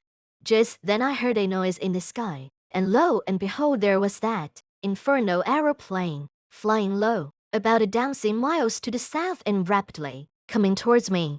I had the sense to remember that on a bare moor I was at the aeroplane's mercy, and that my only chance was to get to the leafy cover of the valley. Down the hill I went like blue lightning, screwing my head round whenever I dared to watch that damned flying machine. Soon I was on a road between hedges and dipping to the deep-cut glen of a stream. Then came a bit of thick wood where I slackened speed. Suddenly on my left I heard the hoot of another car, and realized to my horror that I was almost up on a couple of gate posts through which a private road debouched on the highway. My horn gave an agonized roar, but it was too late. I clapped on my brakes, but my impetus was too great, and there, before me, a car was sliding athwart my course. In a second there would have been the deeds of a rat. I did the only thing possible, and ran slap into the hedge on the right, trusting to find something soft beyond. But there I was mistaken. My car slithered through the hedge like butter, and then gave a sickening plunge forward. I saw what was coming, leapt on the seat and would have jumped out, but a branch of hawthorn got me in the chest, lifted me up and held me, while a ton or two of expensive metal slipped below me, bucked and pitched, and then dropped with an almighty smash 50 feet to the bed of the stream. Slowly that thorn let me go. I subsided first on the hedge, and then very gently on a bower of nettles. As I scrambled to my feet, a hand took me by the arm, and a sympathetic and badly scared voice asked me if I were hurt. I found myself looking at a tall young man, in goggles and a leather ulster, who kept on blessing his soul and winning apologies for myself. Once I got my wind back, I was rather glad than otherwise. This was one way of getting rid of the car. My blame, sir, I answered him. It's lucky that I did not add homicide to my follies. That's the end of my Scotch motor tour, but it might have been the end of my life. He plucked out a watch and studied it. You're the right sort of fellow, he said. I can't spare a quarter of an hour, and my house is 2 minutes off. I'll see you clothed and fed and snug in bed. Where's your kit? Either way, is it in the burn along with the car? It's in my pocket, I said, brandishing a toothbrush. I'm a colonial and travel light. A colonial, he cried. By gad, you're the very man I've been praying for. Are you by any blessed chance a free trader? I am, said I, without the foggiest notion of what he meant. He patted my shoulder and hurried me into his car. 3 minutes later we drew up before a comfortable-looking shooting box set among pine trees, and he ushered me indoors. He took me first to a bedroom and flung half a dozen of his suits before me, for my own had been pretty well reduced to rags. I selected a loose blue serge, which differed most conspicuously from my former garments, and borrowed a linen collar. Then he hailed me to the dining room, where the remnants of a meal stood on the table, and announced that I had just 5 minutes to feed. You can take a snack in your pocket, and we'll have supper when we get back. I've got to be at the Masonic Hall at 8 o'clock, or my agent will comb my hair. I had a cup of coffee and some cold ham, while he yarned away on the hearthrug.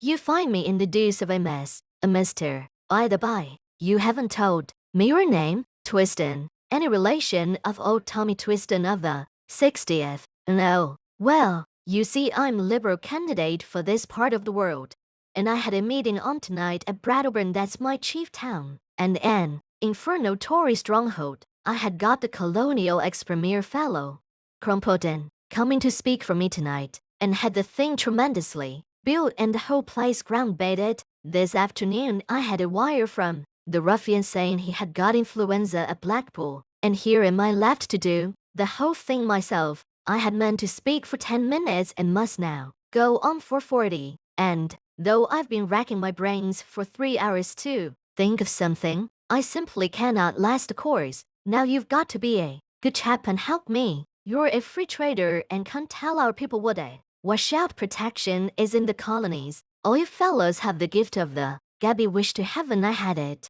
I'll be forevermore in your debt. I had very few notions about free trade one way or the other, but I saw no other chance to get what I wanted. My young gentleman was far too absorbed in his own difficulties to think how odd it was to ask a stranger who had just missed death by an ace and had lost a 1,000 guinea card to address a meeting for him on the spur of the moment. But my necessities did not allow me to contemplate oddnesses or to pick and choose my supports. All right, I said, I'm not much good as a speaker, but I'll tell them a bit about Australia.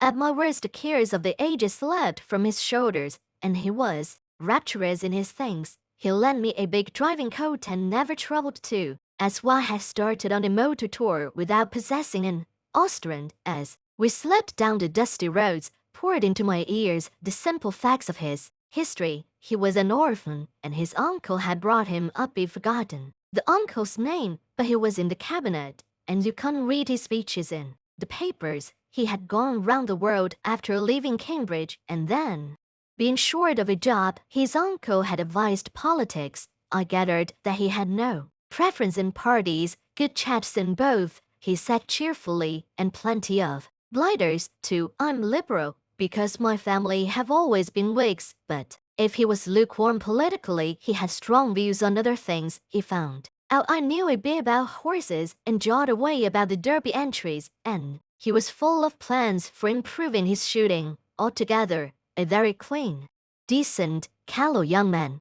As we passed through a little town, two policemen signaled us to stop and flashed their lanterns on us. "Beg pardon, Sir Harry," said one. "We've got instructions to look out for a car, and the description's no unlike yours." "Righto," said my host, while I thanked Providence for the devious ways I had been brought to safety. After that he spoke no more, for his mind began to labor heavily with his coming speech. His lips kept muttering, his eye wandered, and I began to prepare myself for a second catastrophe. I tried to think of something to say myself, but my mind was dry as a stone. The next thing I knew, we had drawn up outside a door in a street, and were being welcomed by some noisy gentlemen with rosettes. The hall had about 500 in it, women mostly, a lot of bald heads, and a dancing or two young men. The chairman, a weaselly minister with a reddish nose, lamented Crumpleton's absence, soliloquized on his influenza, and gave me a certificate as a trusted leader of Australian thought. There were two policemen at the door, and I hoped they took note of that testimonial. Then Sir Harry started. I never heard anything like it. He didn't begin to know how to talk. He had about a bushel of notes from which he read, and when he let go of them he fell into one prolonged stutter. Every now and then he remembered a phrase. He had learned it by heart, straightened his back, and gave it off like Henry Irving, and the next moment he was bent double and pruning over his papers. It was the most appalling rot, too. He talked about the German menace, and said it was all a Tory invention to cheat the poor of their rights and keep back the great flood of social reform, but that organized labor realized this and laughed the Tories to scorn. He was all for reducing our navy as a proof of our good faith, and then sending Germany an ultimatum, telling her to do the same or we would knock her into a cocked hat. He said that, before the Tories, Germany and Britain would be foul workers in peace and reform. I thought of the little black book in my pocket, a giddy lot. Scudder's friends cared for peace and reform. Yet in a queer way, I liked the speech. You could see the niceness of the chap shining out behind the mug with which he had been spoon-fed. Also it took a load off my mind. I mightn't be much of an orator, but I was 1,000% better than Sir Harry. I didn't get on so badly when it came to my turn. I simply told them all I could remember about Australia, praying there should be no Australian there. Oh, about its Labour Party and emigration and universal service. I doubt if I remembered to mention free trade, but I said there were no Tories in Australia, only Labour and Liberals that fetched a cheer, and I woke them up a bit when I started in to tell them the kind of glorious business I thought could be made out of the empire if we really put our backs into it. Altogether, I fancy I was rather a success. The minister didn't like me, though, and when he proposed a vote of thanks, spoke of Sir Harry's speech as statesmanlike and mine as having the eloquence of an emigration agent. When we were in the car again, my host was in wild spirits at having got his job over.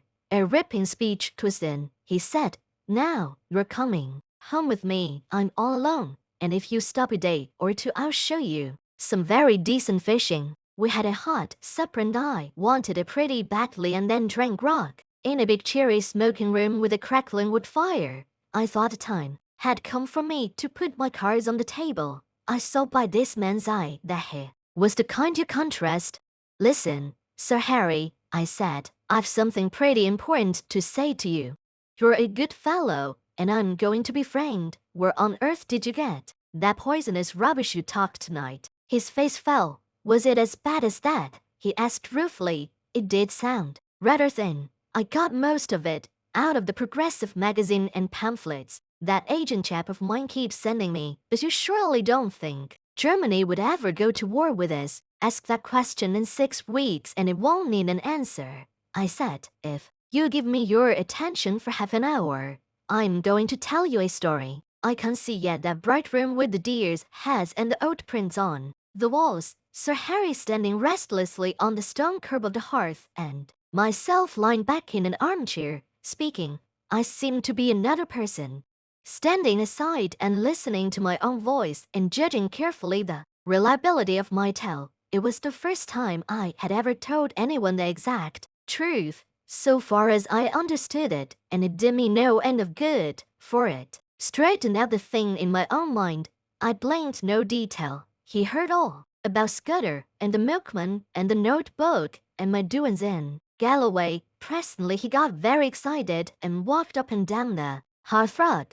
So you see, I concluded, you have got here in your house the man that is wanted for the Portland Place murder. Your duty is to send your car for the police and give me up.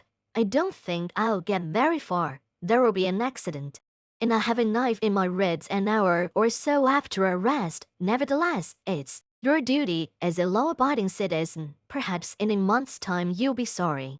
But you have no cause to think of that. He was looking at me with bright, steady eyes. What was your job in Rhodesia, Mr. Hannay? He asked. Mining engineer, I said. I've made my pipe cleanly, and I've had a good time in the making of it. Not a profession that weakens the nerves, is it? I laughed. Oh, as to that, my nerves are good enough. I took down a hunting knife from a stand on the wall, and did the old Mashoni trick of tossing it and catching it in my lips. That wants a pretty steady heart. He watched me with a smile. I don't want proofs. I may be an ass on the platform, but I can't size up a man. You're no murderer and you're no fool. And I believe you're speaking the truth. I'm going to back you up now. What can I do? First, I want you to write a letter to your uncle. I've got to get in touch with the government people sometime before the 15th of June. He pulled his mustache. That won't help you. This is Foreign Office business, and my uncle would have nothing to do with it. Besides, you'd never convince him. No, I'll go one better. I'll write to the permanent secretary at the Foreign Office. He's my godfather, and one of the best going.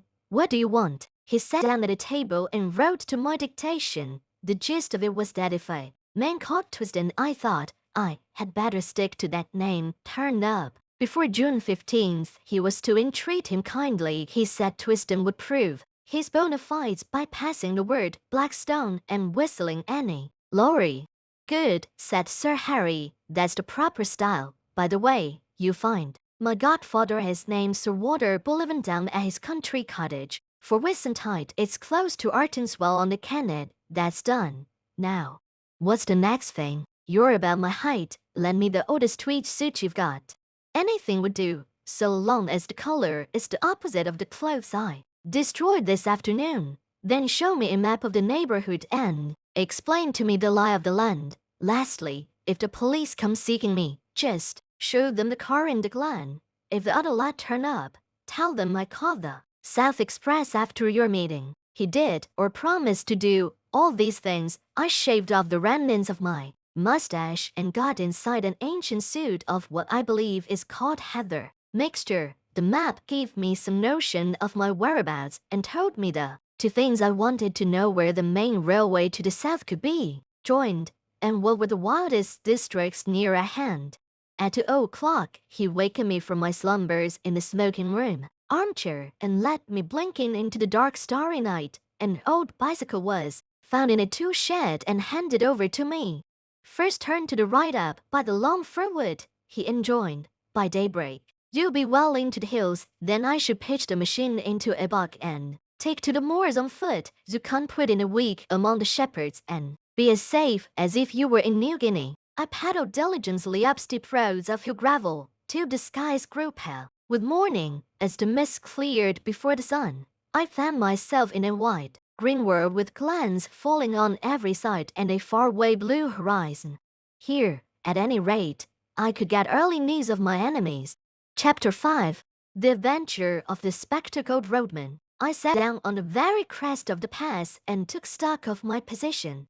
Behind me was the road climbing through a long cleft in the hills, which was the upper glen of some notable river. In front was a flat space of maybe a mile, all pitted with rockholes and rough with tussocks, and then beyond it, the road fell steeply down another glen to a plain whose blue dimness melted into the distance. To left and right were round-shouldered green hills as smooth as pancakes, but to the south that is, the left-hand there was a glimpse of high heathery mountains, which I remembered from the map as the big knot of hill which I had chosen for my sanctuary. I was on the central arse of a huge upland country and could see everything moving for miles. In the meadows below the road half a mile back a cottage smoked, but it was the only sign of human life. Otherwise there was only the calling of plovers and the tinkling of little streams. It was now about 7 o'clock, and as I waited I heard once again that ominous beat in the ear. Then I realized that my vantage ground might be in reality a trap. There was no cover for it haunted in those bold green places. I sat quite still and helpless while the beat grew louder. Then I saw an aeroplane coming up from the east. It was flying high, but as I looked it dropped several hundred feet and began to circle round the knot of hill in narrowing circles, just as a hawk wheels before it pounces. Now it was flying very low, and now the observer on board caught sight of me. I could see one of the two occupants examining me through glasses. Suddenly it began to rise in swift rows, and the next I knew it was speeding eastward again till it became a speck in the blue morning. That made me do some savage thinking. My enemies had located me, and the next thing would be a cordon round me. I didn't know what force they could command, but I was certain it would be sufficient. The aeroplane had seen my bicycle and would conclude that I would try to escape by the road. In that case there might be a chance on the moors to the right or left. I wheeled the machine 100 yards from the highway and plunged it into a moss hole, where it sank among pondweed and water buttercups. Then I clung to a knoll which gave me a view of the two valleys. Nothing was stirring on the long white ribbon that threaded them. I have said there was no cover in the whole place to hide a rat. As the day advanced it was flooded with soft fresh light till it had the fragrant sunniness of the South African veldt. At other times I would have liked the place, but now it seemed to suffocate me. The free moorlands were prison walls, and the keen hill air was the breath of a dungeon. I tossed the coin heads right, tails left, and it fell heads, so I turned to the north. In a little I came to the brow of the ridge, which was the containing wall of the pass. I saw the high road for maybe 10 miles, and far down it something that was moving, and that I took to be a motor car. Beyond the ridge I looked on a rolling green moor, which fell away into wooded glens. Now my life on the veldt has given me the eyes of a kite, and I can't see things for which most men need a telescope. Away down the slope, a couple of miles away, several men were advancing, like a row of beaters at a trot. I dropped out of sight behind the skyline. That way was shut to me, and I must try the bigger hills to the south beyond the highway. That car I had noticed was getting nearer, but it was still a long way off with some very steep gradients before it. I ran hard, crouching low except in the hollows, and as I ran I kept standing the brow of the hill before me. Was it imagination, or did I see figures in two, perhaps more, moving in a glen beyond the stream? If you are hemmed in on all sides in a patch of land, there is only one chance of escape. You must stay in the patch and let your enemies search it and not find you. That was good sense. But how on earth was I to escape? Notice in that tablecloth of a place, I would have buried myself to the neck in mud or lain below water or climbed the tallest tree. But there was not a stick of wood. The bog holes were little puddles. The stream was a slender trickle. There was nothing but short heather and bare hill bend and the white highway.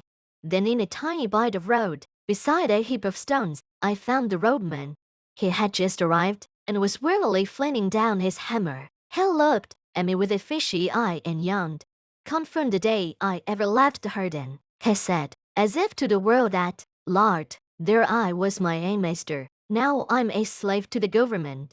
Tethered to the roadside. Why, Sarah Ann, and I back like a suckle. He took up the hammer, struck a stone, dropped the implement with an oath, and put both hands to his ears. Mercy on me, my eyes burst in. "Ah!" cried. He was a wild figure, about my own size but much bent, with a week's beard on his chin, and a pair of big-horn spectacles.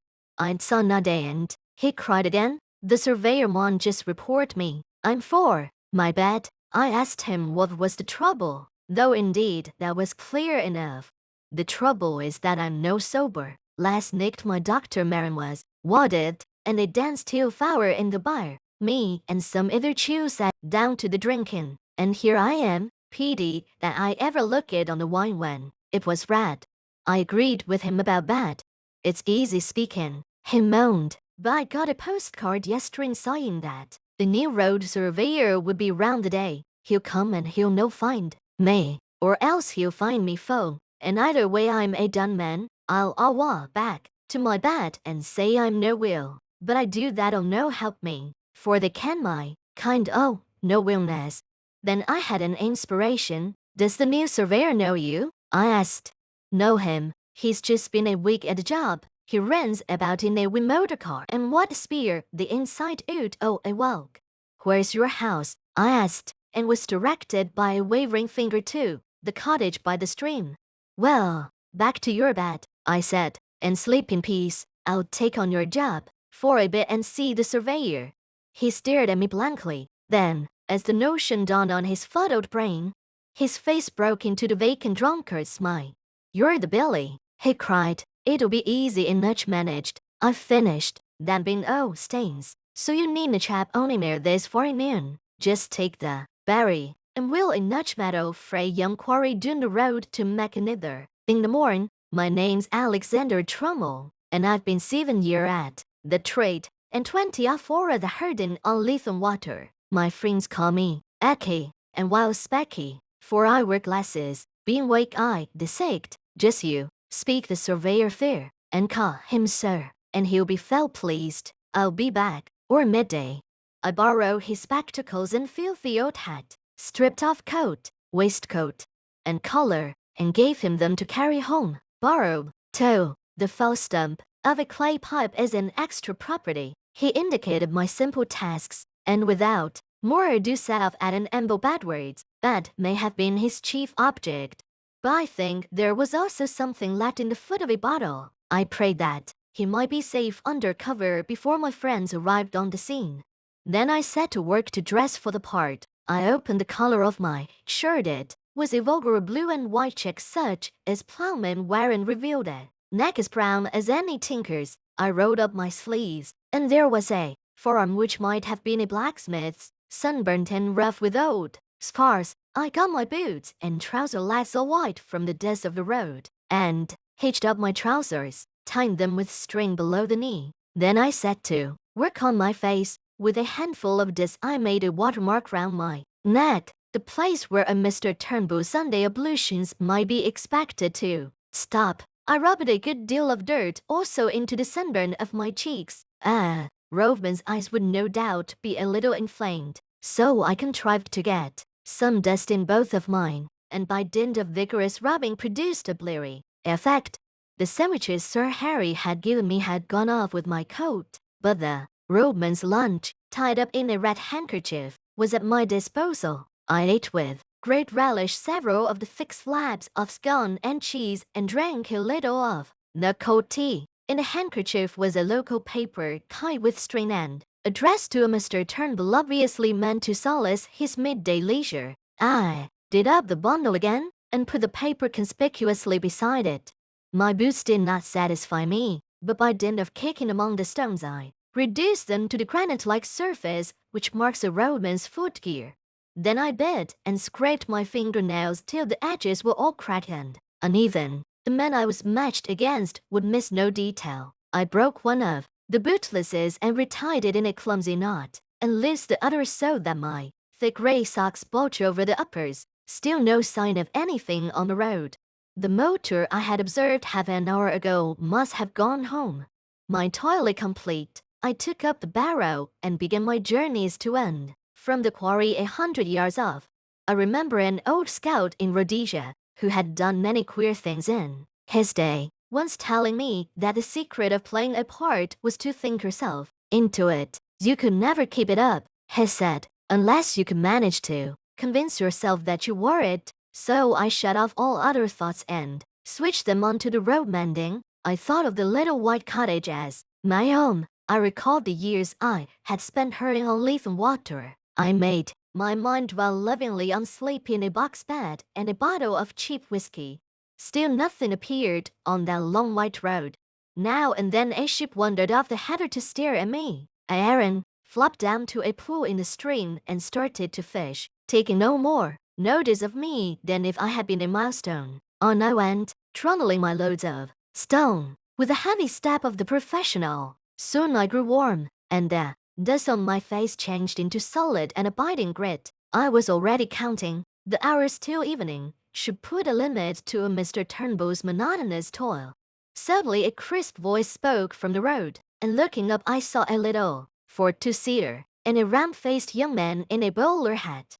"Are you Alexander Turnbull?" he asked. "I am the new county road surveyor. You live at Blackhopefoot and have charge of the section from late law buyers to the rakes." "Good. A fair bit of road, Turnbull, and not badly engineered. A little soft about a mile off, and the edges want cleaning. Say, you look after that. Good morning. You'll know me the next time you see me."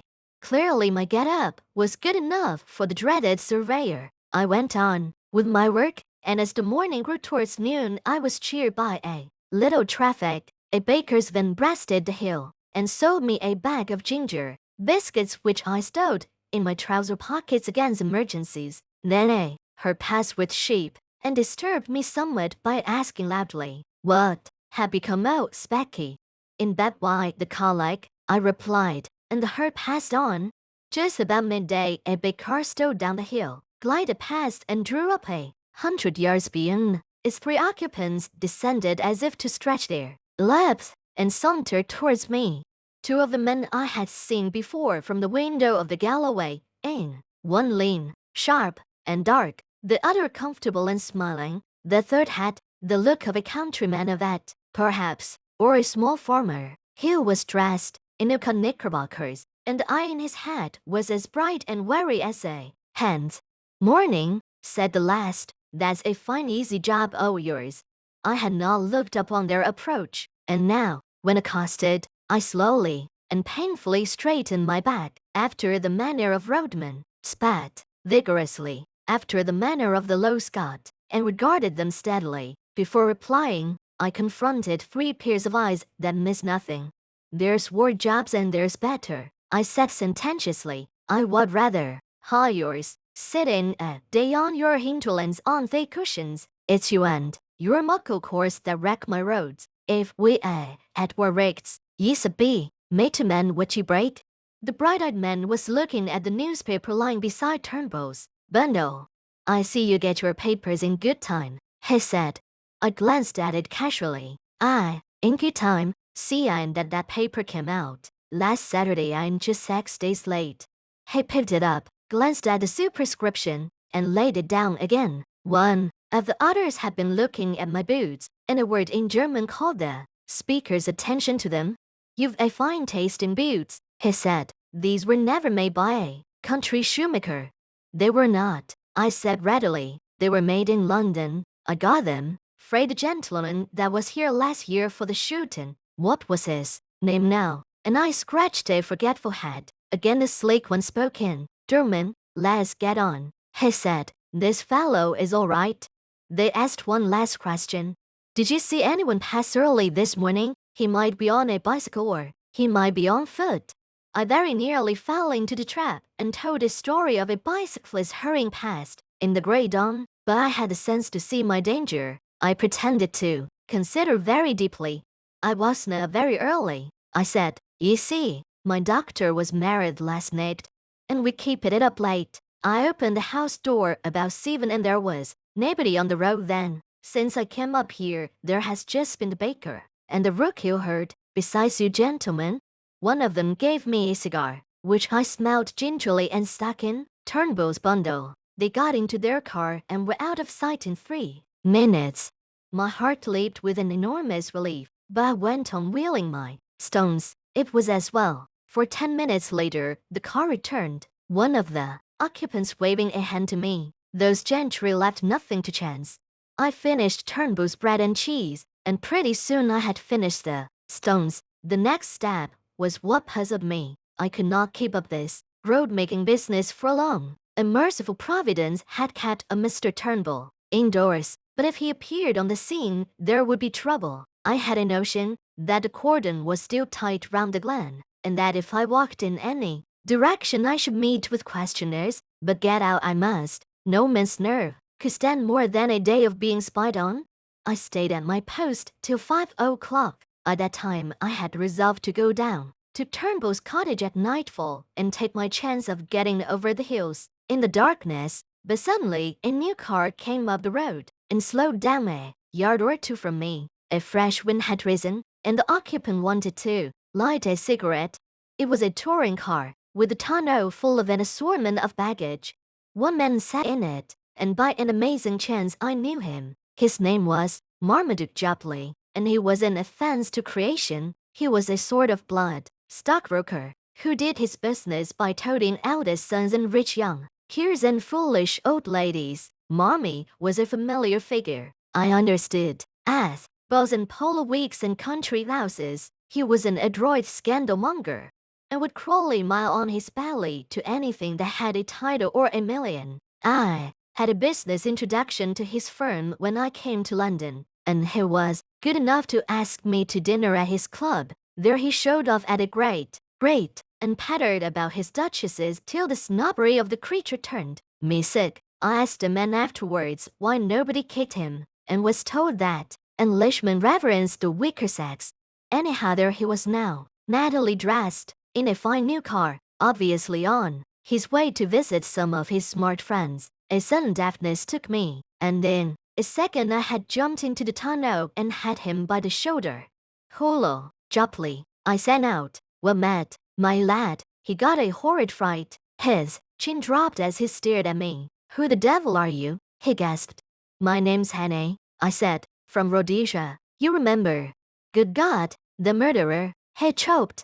"Just so, and there'll be a second murder, my dear, if you don't do as I tell. You give me that coat of yours, that cap, too." He did as he was bid, for he was blind with terror. Over my dirty trousers and vulgar shirt I put on his smart driving coat, which buttoned high at the top and thereby hid the deficiencies of my collar. I stuck the cap on my head, and added his gloves to my get-up. The dusty roadman in a minute was transformed into one of the neatest motorists in Scotland. On a Mr. Jopley's head I clapped Turnbull's unspeakable hat, and told him to keep it there.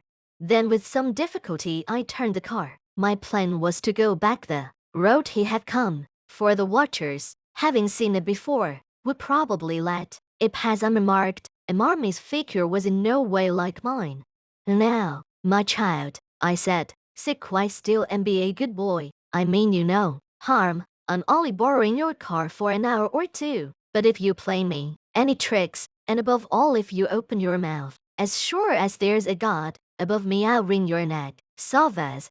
I enjoyed that evening's ride. We ran 8 miles down the valley, through a village or two, and I could not help noticing several strange-looking folk lounging by the roadside. These were the watchers who would have had much to say to me if I had come in outer garb or company. As it was, they looked incuriously on. One touched his cap in salute, and I responded graciously. As the dark fell I turned up a side glen which, as I remember from the map, led into an unfrequented corner of the hills. Soon the villages were left behind, then the farms, and then even the wayside cottage. Presently we came to a lonely moor where the night was blackening the sunset gleam in the bog. "Pooh's." Here we stopped, and I obligingly reversed the car and restored to Mr. Jopley his belongings.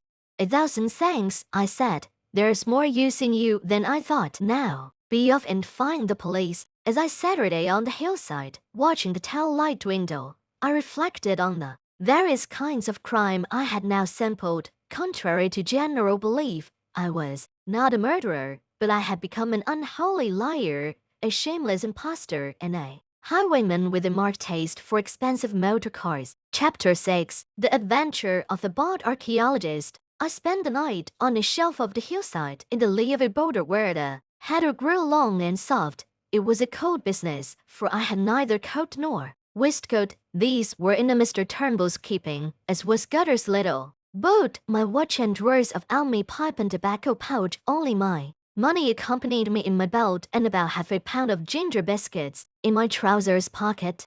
I supped off half those biscuits, and by worming myself deep into the had got some kind of warmth, my spirits had risen, and I was beginning to enjoy this crazy game of hide and seek. So far I had been miraculously lucky. The milkman, the literary innkeeper, Sir Harry, the roadman, and the idiotic Marmee were all pieces of undeserved good fortune. Somehow the first success gave me a feeling that I was going to pull the thing through.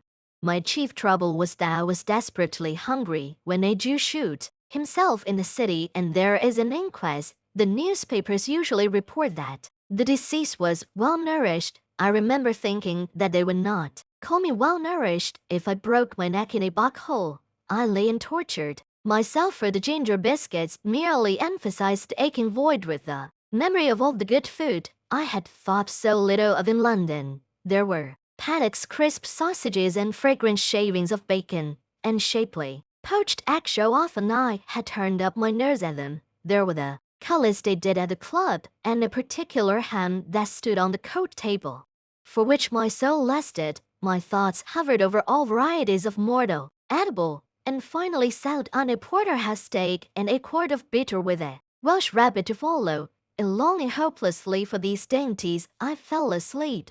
I woke very cold and stiff about an hour after dawn. It took me a little while to remember where I was, for I had been very weary and had slept heavily. I saw first a pale blue sky through a net of heather, then a big shoulder of hill, and then my own boots placed neatly in a blaeberry bush. I raised myself on my arms and looked down into the valley, and that one looked set me lacing up my boots in mad haste.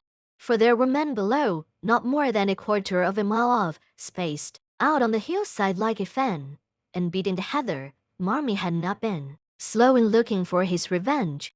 I crawled out of my shelf into the cover of a boulder, and from again a shallow trench which slanted up the mountain face. This led me presently into the narrow gully of a burn, by way of which I scrambled to the top of the ridge. From there I looked back and saw that I was still undiscovered. My pursuers were patiently quartering the hillside and moving upwards.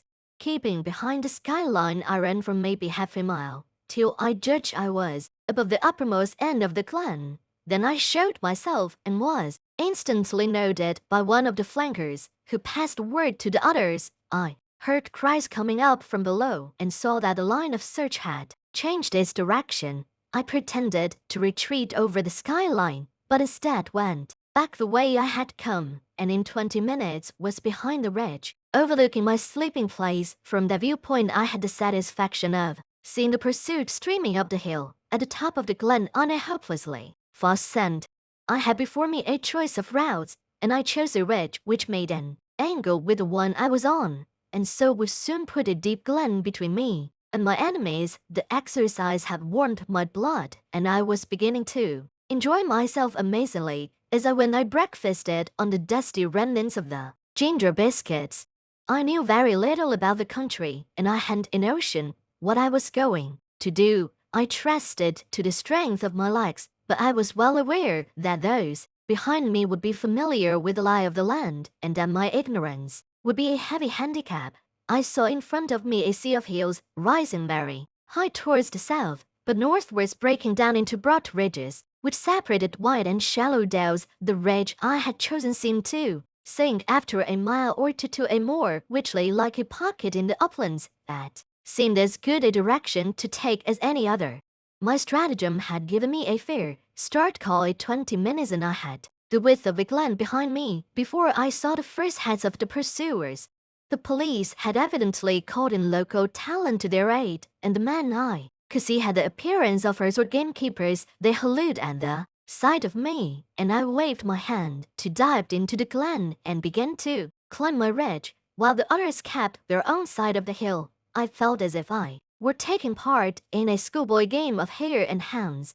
But very soon it began to seem less of a game. Those fellows behind were hefty men on their native heath. Looking back, I saw that only 3 were following direct, and I guessed that the others had fetched a circuit to cut me off. My lack of local knowledge might very well be my undoing, and I resolved to get out of this tangle of glens to the pocket of moor I had seen From the tops, I must so increase my distance as to get clear away from them.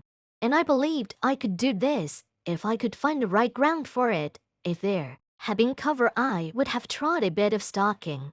But on these bare slopes, you could see a fly a mile off. My hope must be in the length of my legs and the soundness of my wind. But I needed easier ground for that, for I was not bred a mountaineer. How I longed for a good Afrikander pony.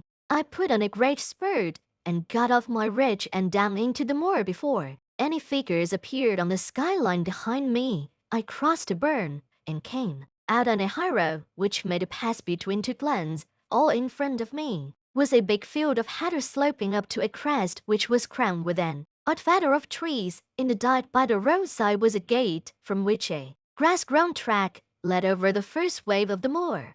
I jumped the dyke and followed it, and after a few hundred yards, as soon as it was out of sight of the highway, grass stopped and it became a very respectable road, which was evidently kept with some care. Clearly it ran to a house, and I began to think of doing the same. Hitherto my luck had held, and it might be that my best chance would be found in this remote dwelling.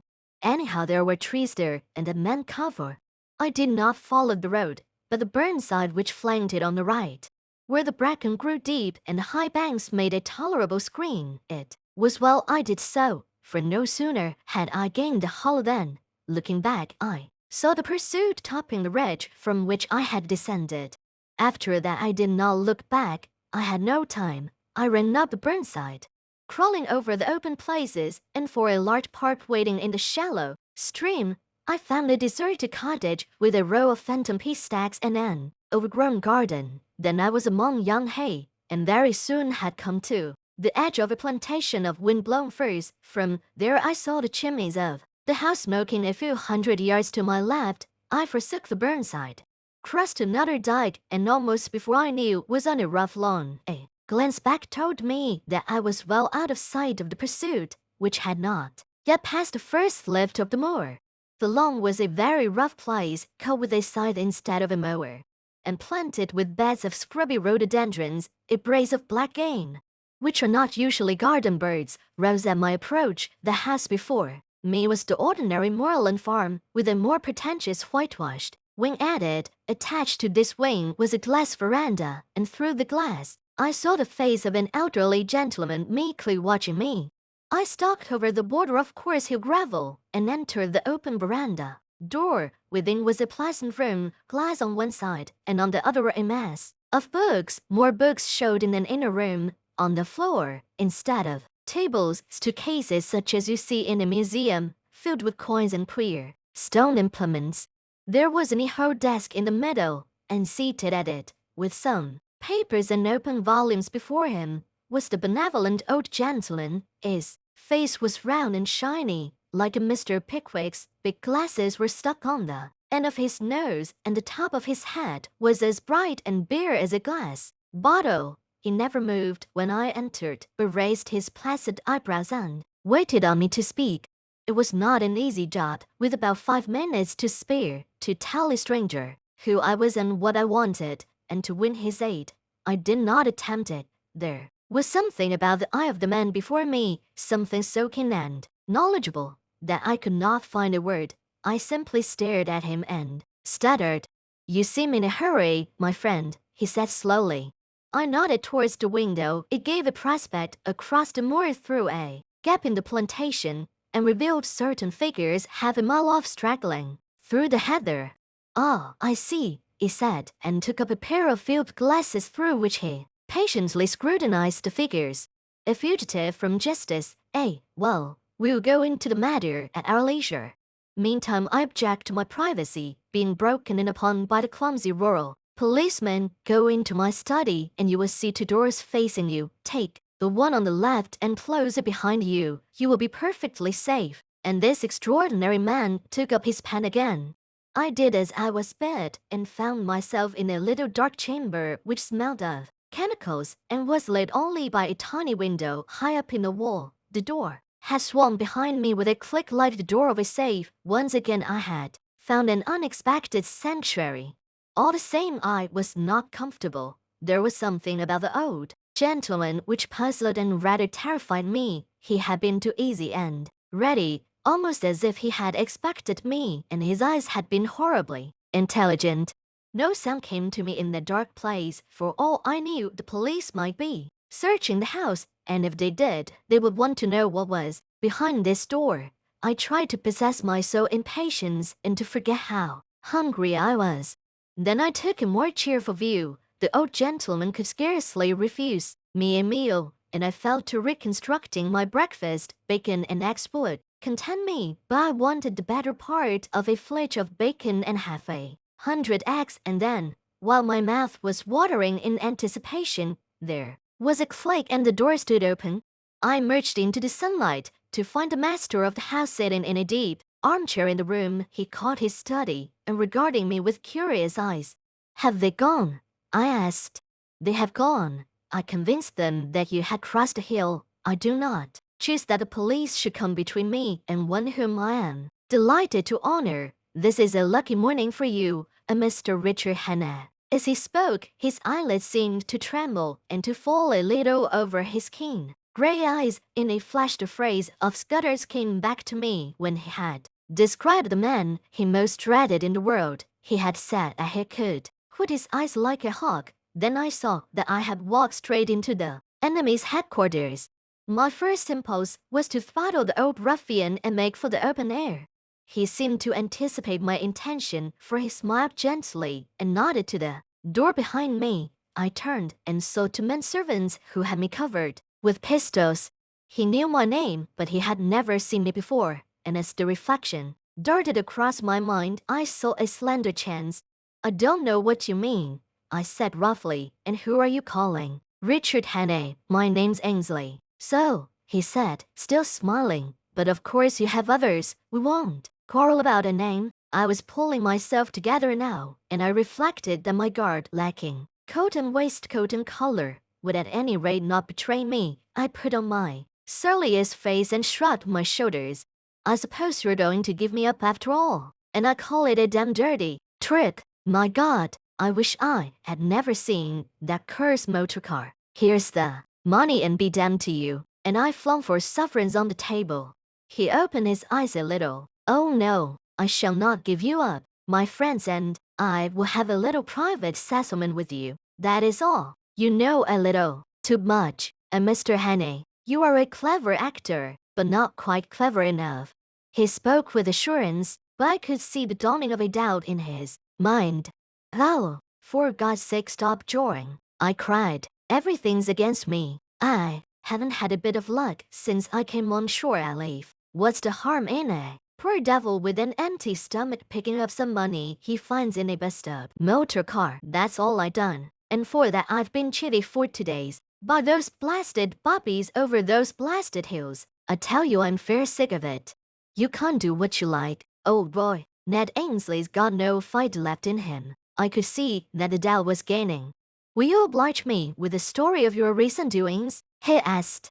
"I can't give you nor," I said, in a real beggar's whine. "I've not had a bite to eat for 2 days. Give me a mouthful of food, and then you'll hear God's truth." I must have showed my hunger in my face, for he signaled to one of the men in the doorway. A bit of cold pie was brought and a glass of beer, and I wolfed them down like a pig, or rather, like Ned Ainsley, for I was keeping up my character. In the middle of my meal, he spoke suddenly to me in German, but I turned on him a face as blank as a stone wall. Then I told him my story, how I had come off an Archangel ship at Leith a week ago, and was making my way overland to my brother at Wigtown. I had run short of cash. He hinted vaguely at a spree, and I was pretty well on my uppers when I had come on a hoe in a hedge, and, looking for, had seen a big motor car lying in the burn. I had poked about to see what had happened, and had found 3 sovereigns lying on the seat and 1 on the floor. There was nobody there or any sign of an owner, so I had pocketed the cash, but somehow the law had got after me. When I had tried to change a sovereign in a baker's shop, the woman had cried on the police, and a little later, when I was washing my face in a burn, I had been nearly gripped, and had only got away by leaving my coat and waistcoat behind me. they can't have the money back, I cried, for if a lot of good it's done me, those parishers are all down on a poor man. Now, if it had been you, Givinor, that had found the quids, nobody would have troubled you. You're a good liar, Hannay, he said. I flew into a rage. Stop fooling. Damn you, I tell you my name's Ainsley. And I never heard of anyone called Hannay in my born days. I'd sooner have the police than you with your Hannays and your monkey-faced pistol tricks. No, Givinor, I beg pardon. I don't mean that. I'm much obliged to you for the grub, and I'll thank you to let me go now the coast's clear.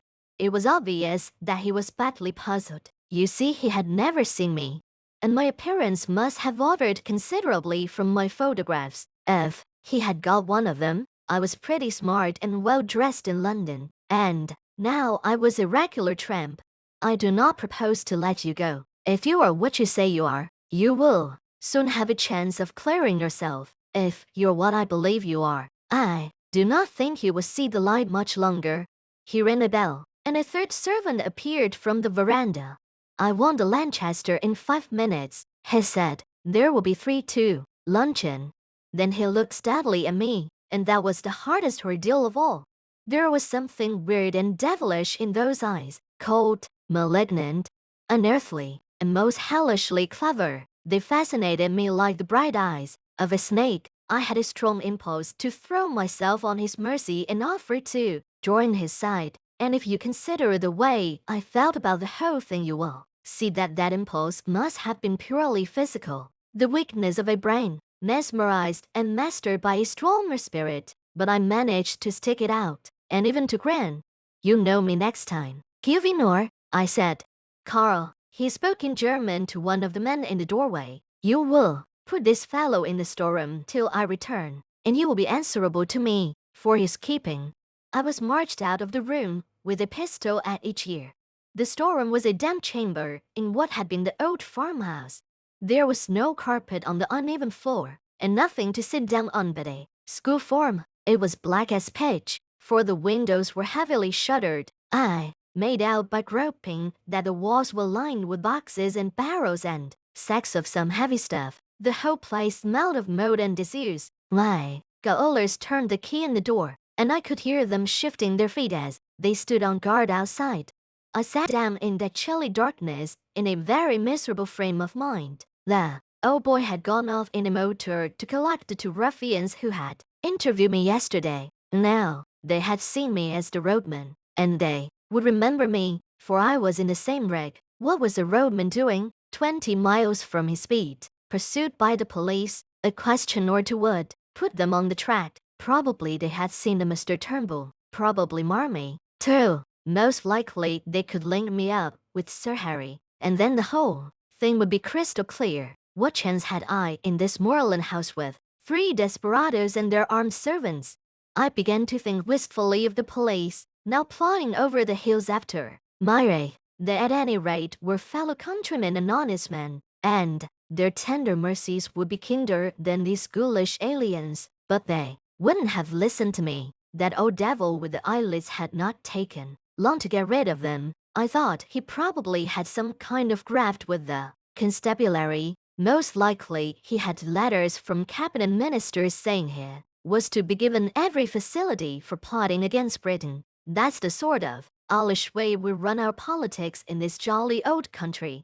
The 3 would be back for lunch, so I hadn't more than a couple of hours to wait. It was simply waiting on destruction, for I could see no way out of this mess. I wished that I had Scudder's courage, for I am free to confess I didn't feel any great fortitude. The only thing that kept me going was that I was pretty furious. It made me boil with rage to think of those 3 spies getting the pull on me like this. I hoped that at any rate I might be able to twist one of their necks before they downed me. The more I thought of it, the angrier I grew, and I had to get up and move about the room. I tried the shutters, but they were the kind that lock with a key, and I couldn't move them. From the outside came the faint clucking of hands in the warm sun. Then I groped among the sacks and boxes. I couldn't open the latter, and the sacks seemed to be full of things like dark biscuits that smelled of cinnamon. But as I circumnavigated the room, I found a handle in the wall which seemed worth investigating. It was the door of a wall cupboard where they call a press in Scotland, and it was locked. I shook it, and it seemed rather flimsy. For want of something better to do, I put out my strength on that door, adding some purchase on the handle by looping my braces round it. Presently the thing gave with a crash which I thought would bring in my warders to inquire. I waited for a bit, and then started to explore the cupboard shelves. There was a multitude of queer things there. I found an odd vesta or two in my trouser pockets and struck a light. It was out in a second, but it showed me one thing. There was a little stock of electric torches on one shelf. I picked up one and found it was in working order. With the torch to help me, I investigated further. There were bottles and cases of queer-smelling stuffs, chemicals no doubt for experiments, and there were coils of fine copper wire and yanks of thin oiled silk. There was a box of detonators and a lot of cord for fuses. Then away at the back of the shelf I found a stout brown cardboard box, and inside it a wooden case. I managed to wrench it open, and within lay half a dozen little grey bricks, each a couple of inches square. I took up one, and found that it crumbled easily in my hand. Then I smelled it, and put my tongue to it. After that I sat down to think. I hadn't been a mining engineer for nothing, and I knew lanthonite when I saw it. With one of these bricks I could blow the house to smithereens. I had used the stuff in Rhodesia and knew its power, but the trouble was that my knowledge wasn't exact. I had forgotten the proper charge and the right way of preparing it, and I wasn't sure about the timing. I had only a vague notion, too, as to its power, for though I had used it, I had not handled it with my own fingers. But it was a chance, the only possible chance. It was a mighty risk, but against it was an absolute black certainty. If I used it, the odds were, as I reckoned, about 5 to 1 in favor of my blowing myself into the treetops. But if I didn't, I should very likely be occupying a 6-foot hole in the garden by the evening. That was the way I had to look at it. The prospect was pretty dark either way, but anyhow there was a chance, both for myself and for my country. The remembrance of little Scudder decided me. It was about the beastliest moment of my life, for I'm no good at these cold-blooded resolutions. Still I managed to rake up the pluck to set my teeth and choke back the horrid doubts that flooded in on me. I simply shut off my mind and pretended I was doing an experiment as simple as Guy Fawkes fireworks. I got a detonator and fixed it to a couple of feet of fuse. Then I took a quarter of a lanthonite brick and buried it near the door below one of the sacks, in a crack of the floor, fixing the detonator in it. For all I knew, half those boxes might be dynamite. If the cupboard held such deadly explosives, why not the boxes? In that case, there would be a glorious skyward journey for me and the German servants and about an acre of surrounding country. There was also the risk that the detonation might set off the other bricks in the cupboard, for I had forgotten most that I knew about lanthonite. But it didn't do to begin thinking about the possibilities. The odds were horrible, but I had to take them. I ensconced myself just below the sill of the window and lit the fuse. Then I waited for a moment or two. There was dead silence, only a shuffle of heavy boots in the passage, and the peaceful cluck of hands from the warm out of doors. I commended my soul to my Maker, and wondered where I would be in 5 seconds. A great wave of heat seemed to surge upwards from the floor, and hang for a blistering instant in the air. Then the wall opposite me flashed into a golden yellow and dissolved with a rending thunder that hammered my brain into a pulp. Something dropped on me, catching the point of my left shoulder, and then I think I became unconscious. My stupor can scarcely have lasted beyond a few seconds. I felt myself being choked by thick yellow fumes, and struggled out of the debris to my feet. Somewhere behind me I felt fresh air. The jambs of the window had fallen, and through the ragged rent the smoke was pouring out to the summer noon. I stepped over the broken lintel, and found myself standing in a yard in a dense and acrid fog. I felt very sick and ill, but I could move my limbs, and I staggered blindly forward away from the house. A small mill lay ran in a wooden aqueduct at the other side of the yard, and into this I fell. The cool water revived me, and I had just enough wits left to think of escape. I squirmed up the ladle among the slippery green slime till I reached the mill wheel. Then I wriggled through the axle hole into the old mill and tumbled onto a bed of chaff, and now caught the seat of my trousers, and I left a wisp of heather mixture behind me. The mill had been long out of use, the ladders were rotten with age, and then the loft rats had gnawed great holes in the floor. Nausea shook me, and while my head kept turning, while my left shoulder and arm seemed to be stricken with the palsy, I looked out of the window and saw a foxtail hanging over the house and smoke escaping from an upper window. Please God, I had set the place on fire, for I could hear confused cries coming from the other side. But I had no time to linger, since this mill was obviously a bad hiding place. Anyone looking for me would naturally follow the light, and I made certain the search would begin as soon as they found that my body was not in the storeroom. From another window I saw down the far side of the mill stood an old stone dovecot. If I could get there without leaving tracks, I might find a hiding place, for I argued that my enemies, if they thought I could move, would conclude I had made for open country, and would go seeking me on the moor.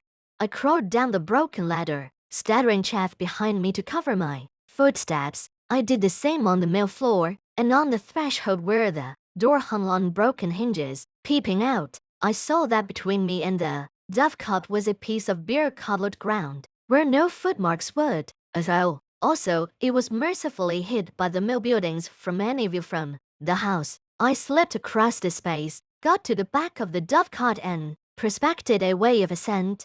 That was one of the hardest jobs I ever took on. My shoulder and arm ached like hell, and I was so sick and giddy that I was always on the verge of falling, but I managed it somehow. By the use of outjutting stones and gaps in the masonry and a tough ivy root, I got to the top in the end. There was a little parapet behind which I found space to lie down. Then I proceeded to go off into an old-fashioned swoon.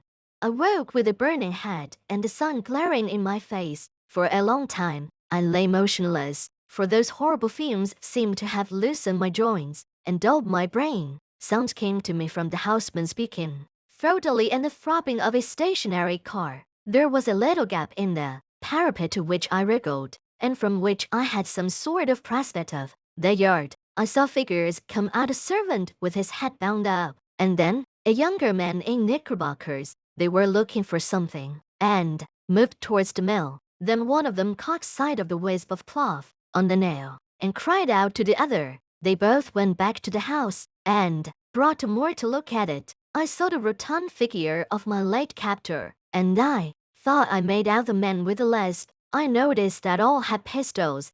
For half an hour they ransacked the mill. I could hear them kicking over the barrels and pulling up the rotten planking. Then they came outside, and stood just below the dovecot arguing fiercely. The servant with the bandage was being soundly rated. I heard them fiddling with the door of the dovecot, and for one horrid moment I fancied they were coming up. Then they thought better of it, and went back to the house. All the long blistering afternoon I lay baking on the rooftop. First was my chief torment. My tongue was like a stick, and to make it worse I could hear the cool drip of water from the mill light. I watched the course of the little stream as it came in from the moor, and my fancy followed it to the top of the glen, where it must issue from an icy fountain fringed with cool ferns and mosses. I would have given £1,000 to plunge my face into that. I had a fine prospect of the whole ring of moorland. I saw the car speed away with 2 occupants, and a man on a hill pony riding east. I judged they were looking for me, and I wished them joy of their quest. But I saw something else more interesting. The house stood almost on the summit of a swell of moorland which crowned a sort of plateau, and there was no higher point nearer than the big hill 6 miles off. The actual summit, as I have mentioned, was a biggish clump of trees first mostly, with a few ashes and beeches. On the dovecot I was almost on a level with the treetops, and could see what lay beyond. The wood was not solid, but only a ring, and inside was an oval of green turf, for all the world like a big cricket field. I didn't take long to guess what it was. It was an aerodrome, and a secret one. The place had been most cunningly chosen, for suppose anyone were watching an aeroplane descending here. He would think it had gone over the hill beyond the trees, as the place was on the top of a rise in the midst of a big amphitheater. Any observer from any direction would conclude it had passed out of view behind the hill. Only a man very close at hand would realize that the aeroplane had not gone over but had descended in the midst of the wood. An observer with a telescope on one of the higher hills might have discovered the truth, but only herds went there, and ours do not carry spy glasses. When I looked from the dovecot, I could see far away a blue line, which I knew was the sea, and I grew furious to think that our enemies had this secret conning tower to rake our waterways.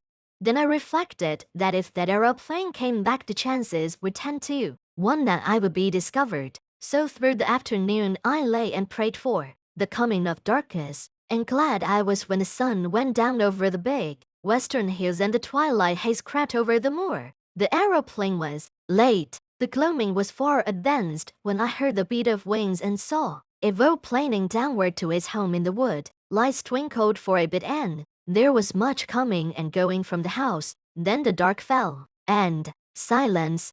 Thank God, it was a black night. The moon was well on its last quarter and would not rise till late. My thirst was too great to allow me to tarry, so about 9 o'clock, so far as I could judge, I started to descend. It wasn't easy, and halfway down I heard the back door of the house open, and saw the gleam of a lantern against the mill wall. For some agonizing minutes I hung by the ivy, and prayed that whoever it was would not come round by the dovecot. Then the light disappeared, and I dropped as softly as I could onto the hard soil of the yard.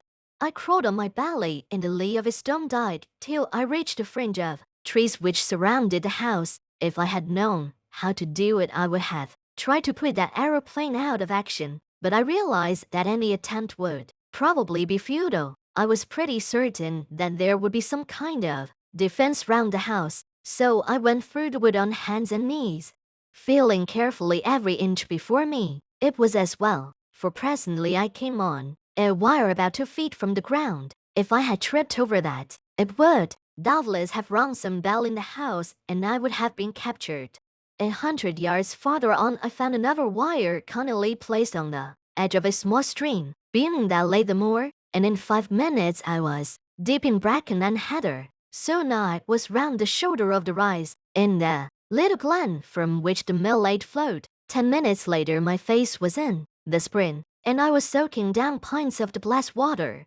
But I did not stop till I had put half a dozen miles between me and that accursed dwelling. Chapter 7. The Dry Fly Fisherman. I sat down on a hilltop and took stock of my position. I wasn't feeling very happy, for my natural thankfulness that my escape was clouded by my severe bodily discomfort. Those Lenten fumes had fairly poisoned me, and the baking hours on the dovecot had helped matters. I had a crushing headache and felt as sick as a cat. Also my shoulder was in a bad way. At first I thought it was only a bruise, but it seemed to be swelling, and I had no use of my left arm. My plan was to seek Mr. Turnbull's cottage, recover my garments, and especially Scudder's notebook, and then make for the main line and get back to the south. It seemed to me that the sooner I got in touch with the Foreign Office man, Sir Walter Bullivant, the better. I didn't see how I could get more proof than I had got already. He must just take or leave my story, and anyway, with him I would be in better hands than those devilish Germans. I had begun to feel quite kindly towards the British police. It was a wonderful starry night, and I had not much difficulty about the road. Sir Harry's map had given me the lie of the land, and all I had to do was to steer a point or to west of southwest to come to the stream where I had met a roadman. In all these travels I never knew the names of the places, but I believe this stream was no less than the upper waters of the River Tweed. I calculated I must be about 18 miles distant, and that meant I could not get there before morning, so I must fly up a day somewhere, for I was too outrageous a figure to be seen in the sunlight. I had neither coat, waistcoat, collar, nor hat. My trousers were badly torn, and my face and hands were black with the explosion. I dare say I had other beauties, for my eyes felt as if they were furiously bloodshot. Altogether, I was no spectacle for God-fearing citizens to see on a highroad. Very soon after daybreak, I made an attempt to clean myself in a hill burn, and then approached a herd's cottage, for I was feeling the need of food. The herd was away from home, and his wife was alone, with no neighbor for 5 miles. She was a decent old body, and a plucky one, for though she got a fright when she saw me, she had an axe handy, and would have used it on any evildoer. I told her that I had had a fall. Didn't say how when she saw by my looks that I was pretty sick. Like a true Samaritan, she asked no questions, but gave me a bowl of milk with a dash of whiskey in it, and let me sit for a little by her kitchen fire. She would have bathed my shoulder, but it ached so badly that I would not let her touch it. I don't know what she took me for, a repentant burglar, perhaps, for when I wanted to pay her for the milk and tendered a sovereign, which was the smallest coin I had, she shook her head and said something about giving it to them that had a right to it. At this I protested so strongly that I think she believed me honest, for she took the money and gave me a warm new plaid for it, and an old hat of her man's. She showed me how to wrap the plaid around my shoulders, and when I left that cottage I was the living image of the kind of Scotsman you see in the illustrations to Burns's poems, but at any rate I was more or less clad. It was as well, for the weather changed before midday to a thick drizzle of rain. I found shelter below an overhanging rock in the crook of a burn, where a drift of dead brackens made a tolerable bed. There I managed to sleep till nightfall, waking very cramped and wretched, with my shoulder gnawing like a toothache. I ate the oatcake and cheese the old wife had given me and set out again just before the darkening. I passed over the miseries of that night among the wet hills. There were no stars to steer by, and I had to do the best I could from a memory of the map. Twice I lost my way, and I had some nasty falls into peat bogs. I had only about 10 miles to go as the crow flies, but my mistakes made it nearer 20. The last bit was completed with setive and a very light and dizzy head, but I managed it, and in the early dawn I was knocking at Mr. Turnbull's door. The mist lay close and thick, and from the cottage I could not see the high road. And Mr. Turnbull himself opened to me sober and something more than sober. He was primly dressed in an ancient but well-tended suit of black. He had been shaved not later than the night before. He wore a linen collar, and in his left hand he carried a pocket Bible. At first he did not recognize me. "Where are ye that come stravaiging here on the Sabbath morning?" he asked. I had lost all count of the days, so the Sabbath was the reason for this strange decorum. My head was swimming so wildly that I could not frame a coherent answer, but he recognized me, and he saw that I was ill. "How ye got my specs?" he asked. I fetched them out of my trouser pocket and gave him them. "You'll ha' come for your jacket and waistcoat," he said. "Come in by. Lass, man, you're a terrible do-night the legs. Hot up till I get ye to a chair." I perceived I was in for a bout of malaria. I had a good deal of fever in my bones, and the wet night had brought it out, while my shoulder and the effects of the fumes combined to make me feel pretty bad. Before I knew, Mr. Turnbull was helping me off with my clothes and putting me to bed in one of the 2 cupboards that lined the kitchen walls. He was a true friend in need, that old roadman. His wife was dead years ago, and since his daughter's marriage he lived alone. For the better part of 10 days, he did all the rough nursing I needed. I simply wanted to be left in peace while the fever took its course, and when my skin was cool again I found that the bow had more or less cured my shoulder, but it was a baddish go, and though I was out of bed in 5 days, it took me some time to get my legs again. He went out each morning, leaving me milk for the day, and locking the door behind him, and came in the evening to sit silent in the chimney corner. Not a soul came near the place when I was getting better. He never bothered me with a question. Several times he fetched me a 2 days old Scotsman, and I noticed that the interest in the Portland Place murder seemed to have died down. There was no mention of it, and I could find very little about anything except a thing called the General Assemblism, ecclesiastical spree. I gathered One day, he produced my belt from a lockfast drawer. "There's a terrible heap o' silver in it," he said. "You better couldn't it to see it's there." He never even sought my name. I asked him if anybody had been around, making inquiries subsequent to my spell at the road making. There was a man in a motor car. He spired way, had time my place that day, and I let on I talked him daft. They keep it on me. And a sign, I said he won't be thinking, "Oh, my good brother Fred the Click that was land." Me on, he was a worse-looking soul, and I could not understand half. Oh, his English tongue. I was getting restless those last days, and as soon as I felt myself fit I decided to be off. That was not till the 12th day of June, and as luck would have it, a drover went past that morning taking some cattle to Moffat. He was a man named Hislop, a friend of Turnbull's, and he came into his breakfast with us and offered to take me with him. I made Turnbull accept £5 from a lodging, and a hard job I had of it. There never was a more independent being. He grew positively rude when I pressed him, and shy and red, and took the money at last without a thank you. When I told him how much I owed him, he grunted something about a guy turned deserving and a turf. You would have thought from our leave-taking that we had parted in disgust. Hislop was a cheery soul, who chattered all the way over the pass and down the sunny vale of Annan. I talked of Galloway markets and sheep prices, and he made up his mind I was a pack shepherd from those parts. Whatever that may be, my plaid and my old hat, as I have said, gave me a fine theatrical Scots look. But driving cattle is a mortally slow job, and we took the better part of the day to cover 8 miles. If I had not had such an anxious heart, I would have enjoyed that time. It was shining blue weather, with a constantly changing prospect of brown hills and far green meadows, and a continual sound of larks and curlews and falling streams. But I had no mind for the summer, and little for Hislop's conversation. For as the fateful 15th of June drew near, I was overweight with the hopeless difficulties of my enterprise.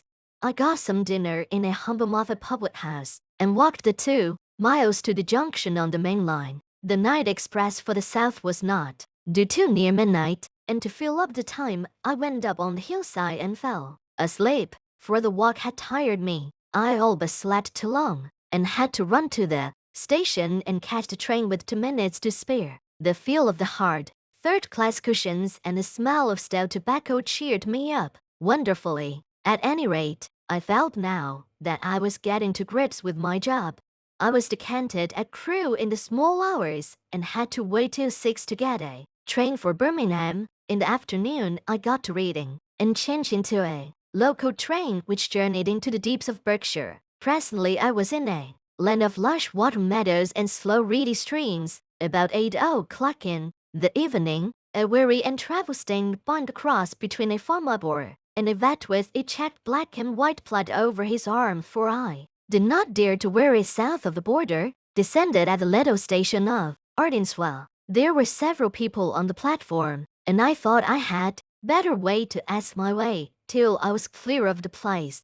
The road led through a wood of great beeches and then into a shallow valley, with the green backs of downs peeping over the distant trees. After Scotland, the air smelled heavy and flat, but infinitely sweet, for the limes and chestnuts and lilac bushes were domes of blossom. Presently I came to a bridge, below which a clear, slow stream flowed between snowy beds of water buttercups. A little above it was a mill, and the lasher made a pleasant, cool sound in the scented dusk. Somehow the place soothed me and put me at my ease. I fell to whistling as I looked into the green depths, and the tune which came to my lips was an Ellory. A fisherman came up from the waterside, and as he neared me he too began to whistle. The tune was infectious, for he followed my suit. He was a huge man in untidy old flannels and a wide-brimmed hat, with a canvas bag slung on his shoulder. He nodded to me, and I thought I had never seen a shrewder or better-tempered face. He leaned his delicate 10-foot split cane right against the bridge, and looked with me at the water. "Clear, isn't it?" he said pleasantly. "I back our Kenneth any day against the test. Look at that big fellow. £4 if he's an ounce." But the evening rises over and you can tempt him. I don't see him, said I. Look, there, a yard from the reeds, just above that sickle. I've got him now. You might swear he was a black stone. So, he said, and whistled another bar of Annie Laurie. Twiston's the name, isn't it? He said over his shoulder, his eyes still fixed on the stream. No, I said, I mean to say, yes, I had forgotten all about my alias. It's a wise conspirator that knows his own name, he observed, grinning broadly at a moor hen that emerged from the bridge's shadow. I stood up and looked at him, at the square, cleft jaw and broad, lined brow, and the firm folds of cheek, and began to think that here at last was an ally, worth having. His whimsical blue eyes seemed to go very deep. Suddenly he frowned. I call it disgraceful, he said, raising his voice. Disgraceful that an able-bodied man like you should dare to beg. You can get a meal from my kitchen, but you'll get no money from me. A dog cart was passing, driven by a young man who raised his whip to salute the fisherman. When he had gone, he picked up his rod. That's my house, he said, pointing to a wide gate 100 yards on. Wait 5 minutes and then go round to the back door. And with that he left me. I did as I was bidden. I found a pretty cottage with a lawn running down to the stream, and a perfect jungle of guelder rose and lilac flanking the path. The back door stood open, and a grave butler was awaiting me. Come this way, sir, he said, and he led me along a passage and up a back staircase to a pleasant bedroom looking towards the river. There I found a complete outfit laid out for madras clothes with all the fixings, a brown flannel suit, shirts, collars, ties, shaving things and hairbrushes, even a pair of pant shoes. Sir Walter thought as how Mr. Reggie's things would fit. You, sir, said the butler, he keeps some plethora, for he comes regular. On the weekends, there's a bathroom next door, and I prepared a hot bath, dinner in half an hour. Sir, you'll hear the gong. The grave being withdrew, and I sat down in a chintz-covered easy-chair, and gaped. It was like a pantomime, to come suddenly out of bedridom into this orderly comfort. Obviously Sir Walter believed in me, though why he did, I could not guess. I looked at myself in the mirror and saw a wild, haggard, brown fellow, with a fortnight's ragged beard, and dust in ears and eyes, collarless, vulgarly shirted, with shapeless old tweed clothes and boots that had not been cleaned for the better part of a month. I made a fine tramp and a fair drover, and here I was ushered by a prim butler into this temple of gracious ease, and the best of it was that it did not even know my name. I resolved not to puzzle my head, but to take the gifts the gods had provided. I shaved and bathed luxuriously, and got into the dress clothes and clean crackling shirt, which fitted me not so badly. By the time I had finished, the looking-glass showed a not unpersonable young man. Sir Walter awaited me in a dusky dining room where a little round table was lit with silver candles. The sight of him so respectable and established and secure, the embodiment of law and government and all the conventions, took me aback and made me feel an interloper. He couldn't know the truth about me, or he wouldn't treat me like this. I simply could not accept his hospitality on false pretenses. I'm more obliged to you than I can say, but I'm bound to make things clear, I said. I'm an innocent man, but I'm wanted by the police. I've got to tell you this, and I won't be surprised if you kick me out. He smiled. That's all right. Don't let that interface with your appetite. We can talk about these things after dinner. I never ate a meal with greater relish, for I had had nothing all day but railway sandwiches. Sir Walter did me proud, for we drank a good champagne and had some uncommon fine poured afterwards. It made me almost hysterical to be sitting there, waited on by a footman and a sleek butler, and remember that I had been living for 3 weeks like a brigand, with every man's hand against me. I told Sir Walter about tiger fish in the Zambesi that bite off your fingers if you give them a chance, and we discussed sport up and down the globe, for he had hunted a bit in his day. We went to his study for coffee, a jolly room full of books and trophies, and untidiness and comfort. I made up my mind that if ever I got rid of this business and had a house of my own, I would create just such a room. Then, when the coffee cups were cleared away, and we had got our cigars alight, My host swung his long legs over the side of his chair and bade me get started. With my yarn? I've obeyed Harry's instructions, he said, and the bribe he offered me was that you would tell me something to wake me up. I'm ready, Mr. Hannay. I noticed with a start that he called me by my proper name. I began at the very beginning. I told of my boredom in London, and that night I had come back to find Scudder gibbering on my doorstep. I told him all Scudder had told me about Caroline's and the Foreign Office conference, and that made him purse his lips and grin. Then I got to the murder, and he grew solemn again. He heard all about the milkman and my time in Galloway, and my deciphering Scudder's notes at the inn. You've got them here, he asked sharply, and drew a long breath when I whipped a little book from my pocket. I said nothing of the contents. Then I described my meeting with Sir Harry, and the speeches at the hall. At that he laughed uproariously. Harry talked dashed nonsense, did he? I quite believe it. He's as good a chap as ever breathed, but his idiot of an uncle has stuffed his head with maggots. Go on, Mr. Hannay. My day as roadman excited him a bit. He made me describe the two fellows in the car very closely, and seemed to be raking back in his memory. He grew merry again when he heard of the fate of that S. Jopley, but the old man in the Moreland house solemnized him. Again I had to describe every detail of his appearance. Blunt and bald-headed, and hooded his eyes like a bird. He sounded a sinister wildfowl, and you dynamited his hermitage after he had saved you from the police. Spirited piece of work, that. Presently I reached the end of my wanderings. He got up slowly and looked down at me from the hearthrug.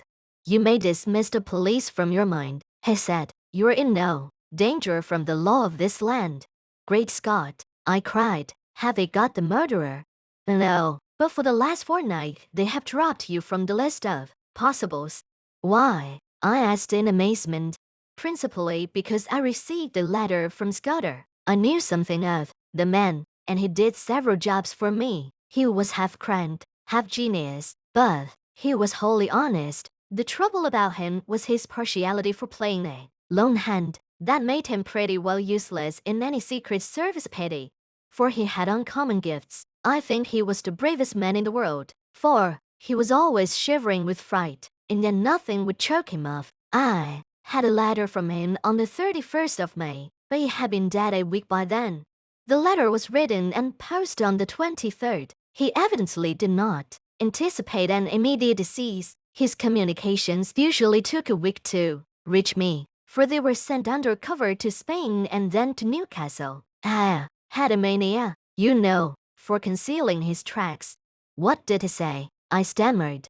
Nothing, merely that he was in danger, but had found shelter with a good friend, and that I would hear from him before the 15th of June. He gave me no address, but said he was living near Portland Place. I think his object was to clear you if anything happened. When I got it, I went to Scotland Yard, went over the details of the inquest, and concluded that you were the friend.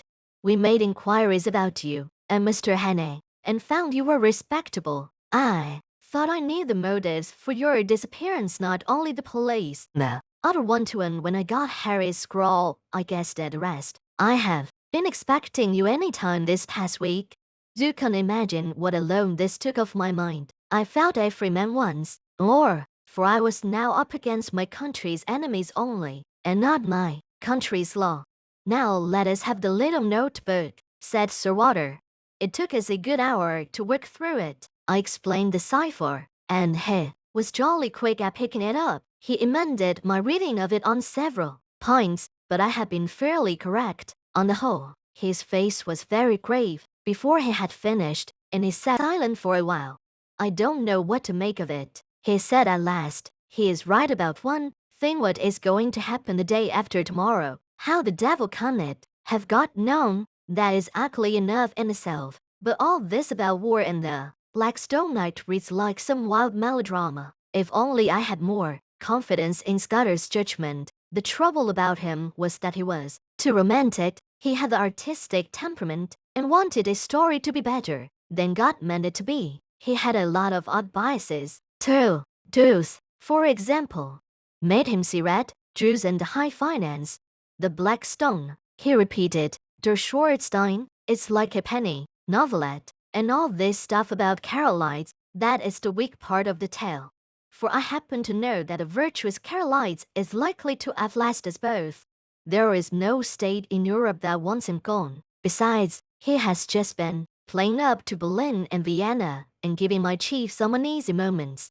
No, Scudder has gone off the track there. Frankly, Annie, I don't believe that part of his story. There's some nasty business afoot, and he found out too much and lost his life over it. But I am ready to take my oath that it is ordinary spy work. A certain great European power makes a hobby of her spy system, and her methods are not too particular. Since she pays by piecework, her blackguards are not likely to stick at a murder or two. They want our naval dispositions for their collection at the Marineland, but they will be pigeonholed at nothing more. Just then the butler entered the room.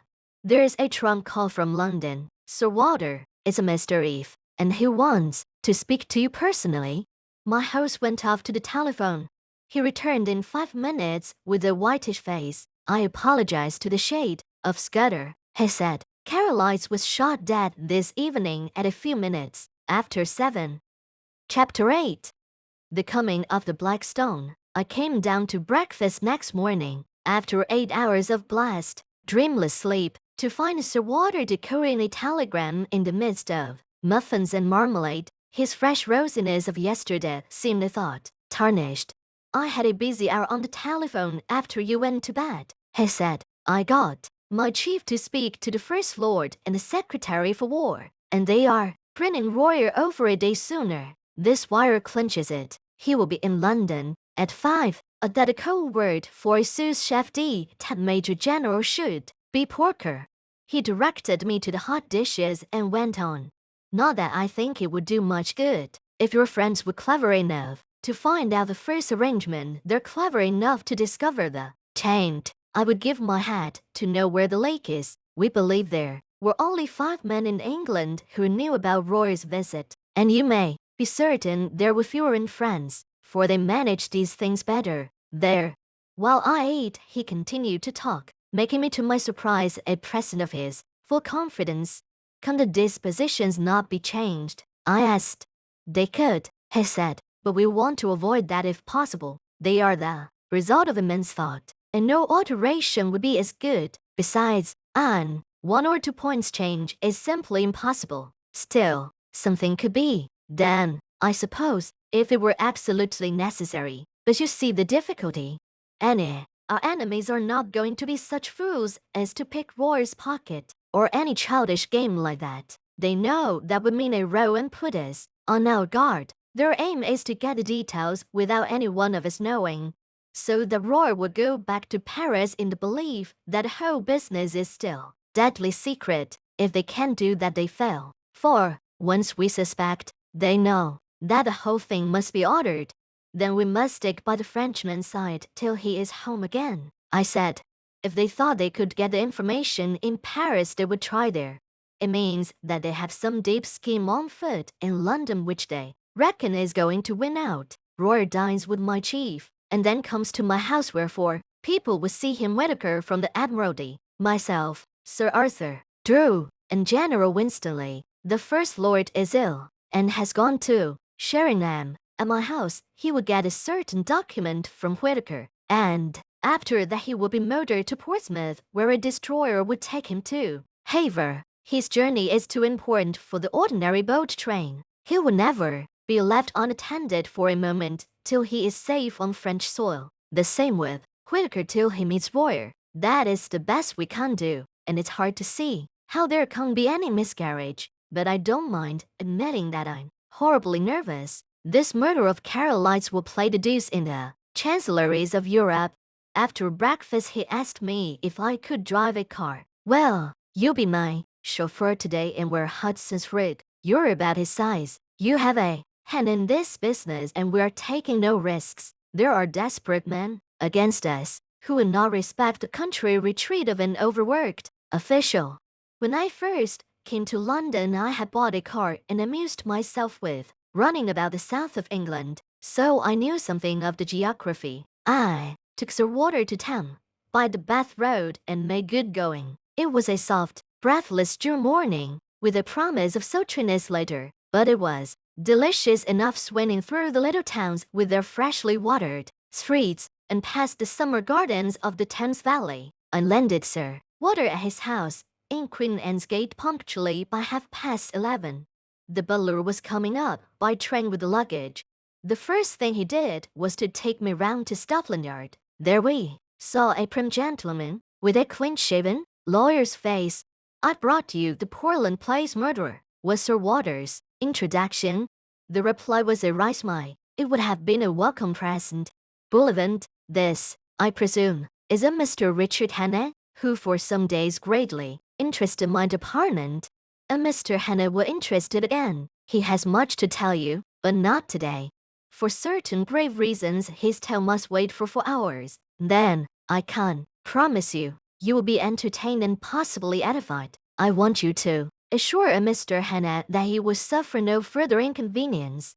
This assurance was promptly given. "You can't take up your life where you left off, I was told. Your flat, which probably you no longer wish to occupy, is waiting for you, and your man is still there. As you were never publicly accused, we considered that there was no need of a public exculpation, but on that, of course, you must please yourself. We may want your assistance later on, McGillivray," Sir Walter said as we left. Then he turned me loose.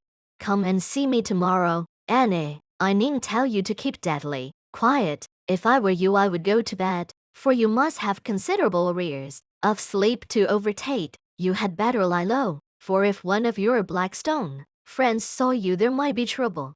I felt curiously at a loose end. At first it was very pleasant to be a free man, able to go where I wanted without fearing anything. I had only been a month under the ban of the law, and it was quite enough for me. I went to the Savoy and ordered very carefully a very good luncheon, and then smoked the best cigar the house could provide. But I was still feeling nervous. When I saw anybody look at me in the lounge, I grew shy and wondered if they were thinking about the murder. After that I took a taxi and drove miles away up into North London. I walked back through fields and lines of villas and terraces and then slums and mean streets, and it took me pretty nearly 2 hours. All the while my restlessness was growing worse. I felt that great things, tremendous things, were happening or about to happen, and I, who was the cogwheel of the whole business, was out of it. Royer would be landing at Dover. Sir Walter would be making plans with a few people in England who were in the secret, and somewhere in the darkness the Blackstone would be working. I felt the sense of danger and impending calamity, and I had the curious feeling, too, that I alone could avert it, alone could grapple with it. But I was out of the game now. How could it be otherwise? It was not likely that cabinet ministers and admiralty lords and generals would admit me to their councils. I actually began to wish that I could run up against one of my 3 enemies that would lead to developments. I felt that I wanted enormously to have a vulgar scrap with those gentry where I could hit out and flatten something. I was rapidly getting into a very bad temper. I didn't feel like going back to my flat that had to be faced sometime, but as I still had sufficient money, I thought I would put it up till next morning and go to a hotel for the night. My irritation lasted through dinner, which I had at a restaurant in Jermyn Street. I was no longer hungry and let several courses pass untested. I drank the best part of a bottle of Burgundy, but it did nothing to cheer me. An abominable restlessness had taken possession of me. Here was I, a very ordinary fellow with no particular brains, and yet I was convinced that somehow I was needed to help this business through. That without me it would all go to blazes. I told myself it was sheer silly conceit that 4 or 5 of the cleverest people living, with all the might of the British Empire at their back, had the job in hand. Yet I couldn't be convinced. It seemed as if a voice kept speaking in my ear, telling me to be up and doing, or I would never sleep again. The upshot was that about 9:30, I made up my mind to go to Queen Anne's Gate. Very likely I would not be admitted, but it would ease my conscience to try. I walked down Jermyn Street, and at the corner of Duke Street passed a group of young men. They were in evening dress, had been dining somewhere, and were going on to a music hall. One of them was Mr. Marmaduke Jopley. He saw me and stopped short. "By God, the murderer!" he cried. "Here, you fellows, hold him. That's Hannay, the man who did the Portland Place murder." He gripped me by the arm, and the others crowded round. I wasn't looking for any trouble, but my ill temper made me play the fool. A policeman came up, and I should have told him the truth, and, if he didn't believe it, demanded to be taken to Scotland Yard, or for that matter to the nearest police station. But a delay at that moment seemed to me unendurable, and the sight of Marmy's imbecile face was more than I could bear. I let out with my left and had the satisfaction of seeing him measure his length in the gutter. Then began an unholy row. They were all on me at once, and the policeman took me in the rear. I got in 1 or 2 good blows, for I think, with fair play, I could have legged the lot of them. But the policeman pinned me behind, and one of them got his fingers on my throat. Through a black cloud of rage, I heard the officers of the law asking what was the matter, and Marmy, between his broken teeth, declaring that I was Hannay the murderer. "Oh, damn it all," I cried, "make the fellow shut up. I advise you to leave me alone, Constable. Scotland Yard knows all about me, and you dare proper wigging if you interface with me. You've got to come along with me, young man," said the policeman. "I saw you strike that gentleman cruel. You began it too, for he wasn't doing nothing. I seen you. Best go quietly or I'll have to fix you up." Exasperation and an overwhelming sense that at no cost must I delay gave me the strength of a bull elephant. I fairly wrenched the constable off his feet, floored the man who was gripping my collar, and set off at my best pace down Duke Street. I heard a whistle being blown, and the rush of men behind me. I have a very fair turn of speed, and that night I had wings. In a jiffy I was in Pall Mall, and had turned down towards St. James's Park. I dodged the policeman at the palace gates, dived through a press of carriages at the entrance to the mall, and was making for the bridge before my pursuers had crossed the roadway. In the open ways of the park I put on a spurt. Happily, there were few people about, and no one tried to stop me. I was taking on, getting to Queen Anne's Gate.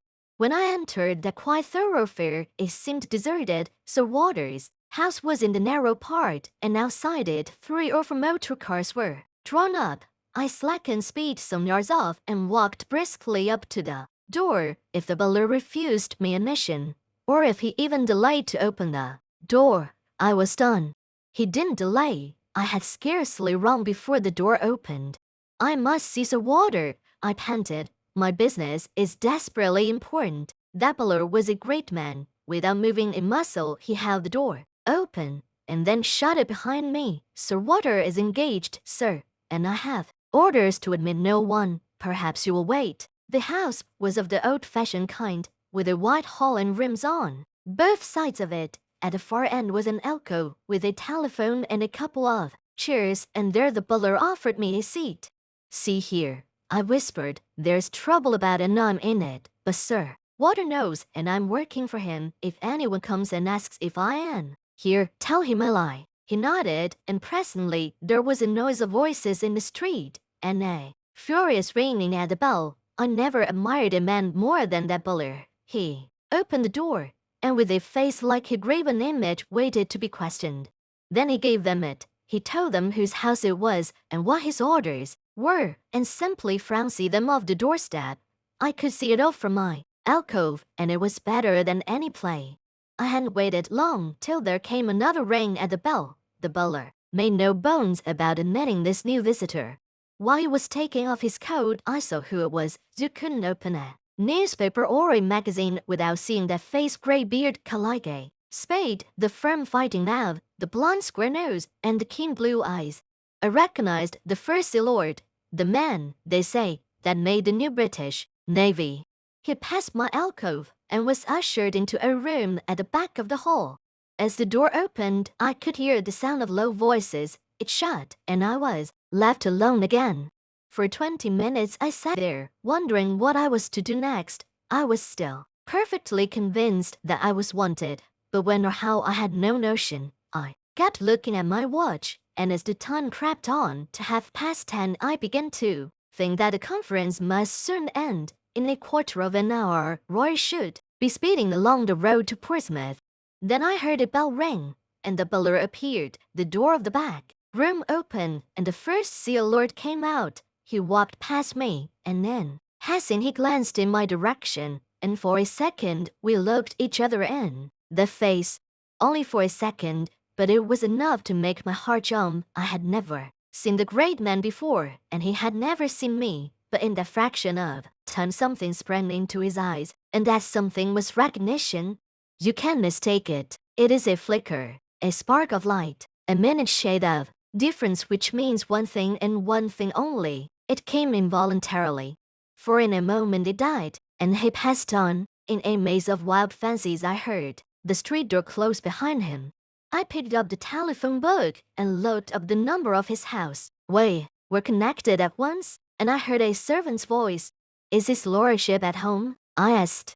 "His lordship returned half an hour ago," said the voice, "and has gone to bed. He is not very well tonight. Will you leave a message, sir?" I ran off and almost tumbled into a chair. My part in this business was not yet ended. It had been a close shave, but I had been in time. Not a moment could be lost, so I marched boldly to the door of that back room and entered without knocking. 5 surprised faces looked up from a round table. There was Sir Walter, and through the War Minister, whom I knew from his photographs. There was a slim elderly man, who was probably Whitaker, the Admiralty official, and there was General Winstanley, conspicuous from the long scar on his forehead. Lastly, there was a short stout man with an iron-gray mustache and bushy eyebrows, who had been arrested in the middle of a sentence. Sir Walter's face showed surprise and annoyance. "This is a Mr. Hannay, of whom I have spoken to you," he said, apologetically to the company. "I'm afraid, Annie, this visit is ill-timed." I was getting back my coolness. "That remains to be seen, sir," I said, "but I think it may be in the nick of time. For God's sake, gentlemen, tell me who went out a minute ago." "Lord Alloa," Sir Walter said, reddening with anger.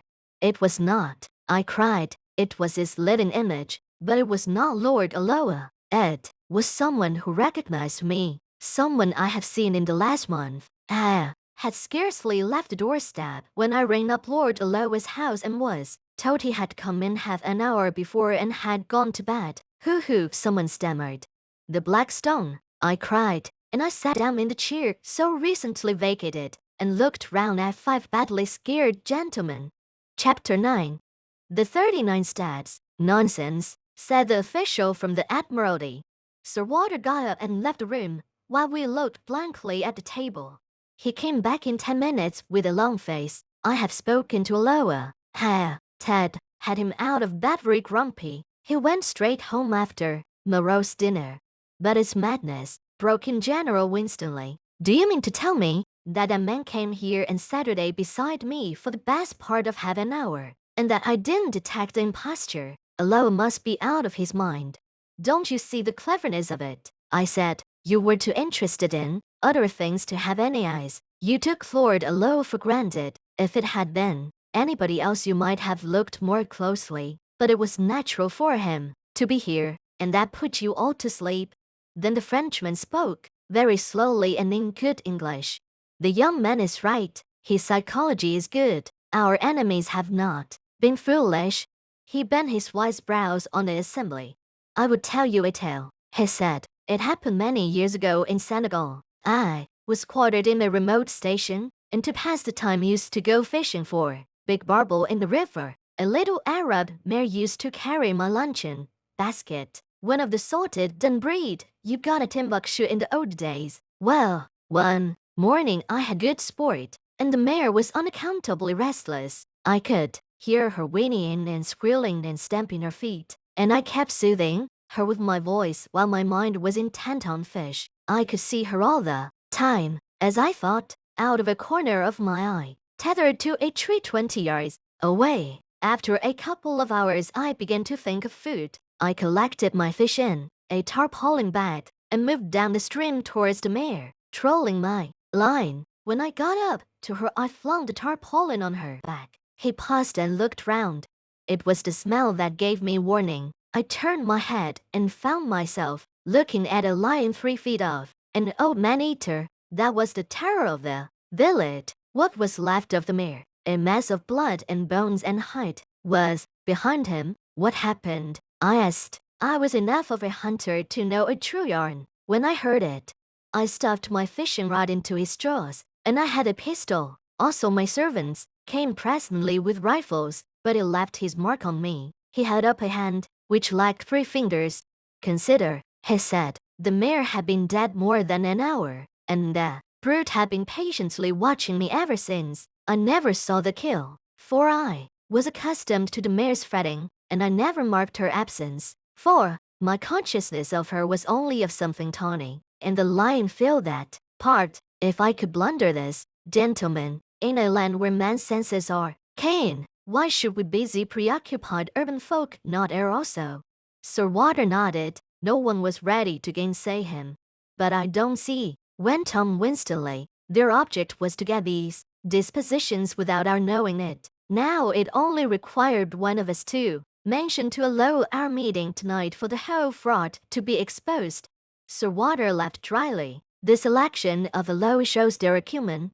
Which of us was likely to speak to him about tonight, or was he likely to open the subject? I remembered the first sailor's reputation for taciturnity and shortness of temper. The one thing that puzzles me, said the general, is what good his visit here would do that spy fellow. He could not carry away several pages of figures and strange names in his head. That is not difficult, the Frenchman replied. A good spy is trained to have a photographic memory, like your own Macaulay. You notice he said nothing, but went through these papers again and again. I think we may assume that he has every detail stamped on his mind. When I was younger I could do the same trick. Well, I suppose there is nothing for it but to change the plans, said Sir Walter ruefully. Whitaker was looking very glum. Did you tell Lord Ollo what has happened? He asked. No. Well, I can't speak with absolute assurance, but I'm nearly certain we can make any serious change unless we alter the geography of England. Another thing must be said. It was Royer who spoke. I talked freely. When that man was here, I told something of the military plans of my government. I was permitted to say so much, but that information would be worth many millions to our enemies. No, my friends, I see no other way. The man who came here and his confederates must be taken, and taken at once. Good God, I cried, and we have not a rag of a clue. Besides, said Whitaker, there is the post. By this time the news will be on its way. No, said the Frenchman, you do not understand the habits of the spy. He receives personally his reward, and he delivers personally his intelligence. We in France know something of the breed. There is still a chance. MS. These men must cross the sea, and there are ships to be searched and ports to be watched. Believe me, the need is desperate for both France and Britain.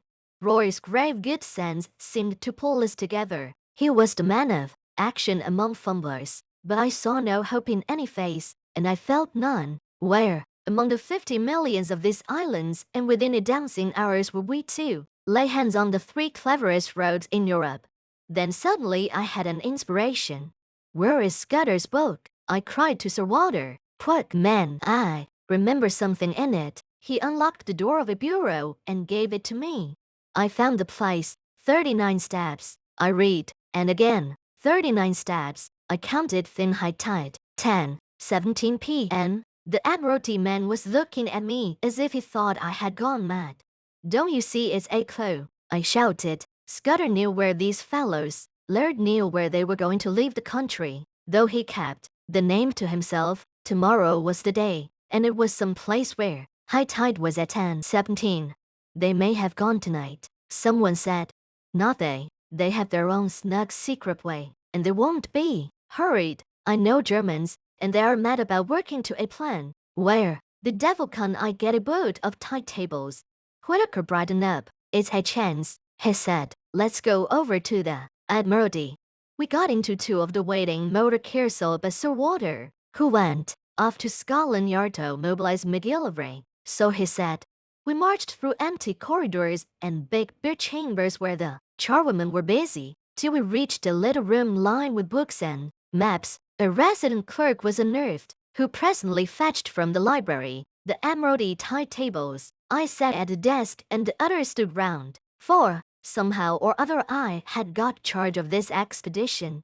It was no good. There were hundreds of entries, and so far as I could see, 17 might cover 50 places. We had to find some way of narrowing the possibilities. I took my head in my hands and thought, there must be some way of reading this riddle. What does Scudder mean by stats? I thought of Doc Stats. But if he had meant that, I didn't think he would have mentioned the number. It must be some place where there were several staircases, and one marked out from the others by having 39 stats. Then I had a sudden thought, and hunted up all the steamer sailings. There was no boat which left for the continent at 10:17 p.m. Why was high tide so important? If it was a harbor, it must be some little place where the tide mattered, or else it was a heavy draft boat. But there was no regular steamer sailing at that hour, and somehow I didn't think they would travel by a big boat from a regular harbor. So it must be some little harbor where the tide was important, or perhaps no harbor at all. But if it was a little port, I couldn't see what the steps signified. There were no sets of staircases on any harbor that I had ever seen. It must be some place which a particular staircase identified, and where the tide was full at 10:17. On the whole, it seemed to me that the place must be a bit of open coast, but the staircases kept puzzling me. Then I went back to wider considerations. Whereabouts would a man be likely to leave for Germany? A man in a hurry, who wanted a speedy and a secret passage, not from any of the big harbors, and not from the Channel, or the West Coast or Scotland. For, remember, he was starting from London. I measured the distance on the map, and tried to put myself in the enemy's shoes. I should try for Ostend or Antwerp or Rotterdam, and I should sail from somewhere on the east coast between Cromer and Dover. All this was very loose guessing, and I don't pretend it was ingenious or scientific. I wasn't any kind of Sherlock Holmes, but I have always fancied I had a kind of instinct about questions like this. I don't know if I can explain myself, but I used to use my brains as far as they went, and after they came to a blank wall I guessed, and I usually found my guesses pretty right. So I set out all my conclusions on a bit of Admiralty paper. They ran like this: fairly certain. One place where there are several sets of stairs. One that matters distinguished by having 39 steps. To full tide at 10:17 p.m. leaving shore only possible at full tide. 3 steps not dock steps, and so place probably not harbor. For no regular night steamer at 10:17. Means of transport must be tram unlikely, yacht, or fishing boat. There my reasoning stopped. I made another list, which I had guessed, but I was just as sure of the one as the other. Guessed. 1 place not harbor but open coast. 2 boat, small trawler, yacht, or launch. 3 place somewhere on east coast between Cromer and Dover. It struck me as odd that I should be sitting at that desk with a cabinet minister, a field marshal, 2 high government officials, and a French general watching me, while from the scribble of a dead man I was trying to track a secret which meant life or death for us. Sir Walter had joined us, and presently McGillivray arrived. He had sent out instructions to watch the ports and railway stations for the 3 men whom I had described to Sir Walter. Not that he or anybody else thought that would do much good. Here's the most I can make of it, I said. We have got to find a place where there are several staircases down to the beach, one of which has 39 steps. I think it's a piece of open coast with biggish cliffs, somewhere between the Wash and the Channel. Also it's a place where full tide is at 10:17 tomorrow night. Then an idea struck me. Is there no inspector of coast guards or some Fellow like that who knows the East Coast. Whitaker said there was, and that he lived in Clapham. He went off in a car to fetch him, and the rest of us sat out the little room and talked of anything that came into our heads. I lit a pipe and went over the whole thing again till my brain grew weary. About 1 in the morning, the Coast Guard man arrived. He was a fine old fellow with the look of a naval officer's, and was desperately respectful to the company. I left the War Minister to cross-examine him, for I felt he would think it cheeky me to talk.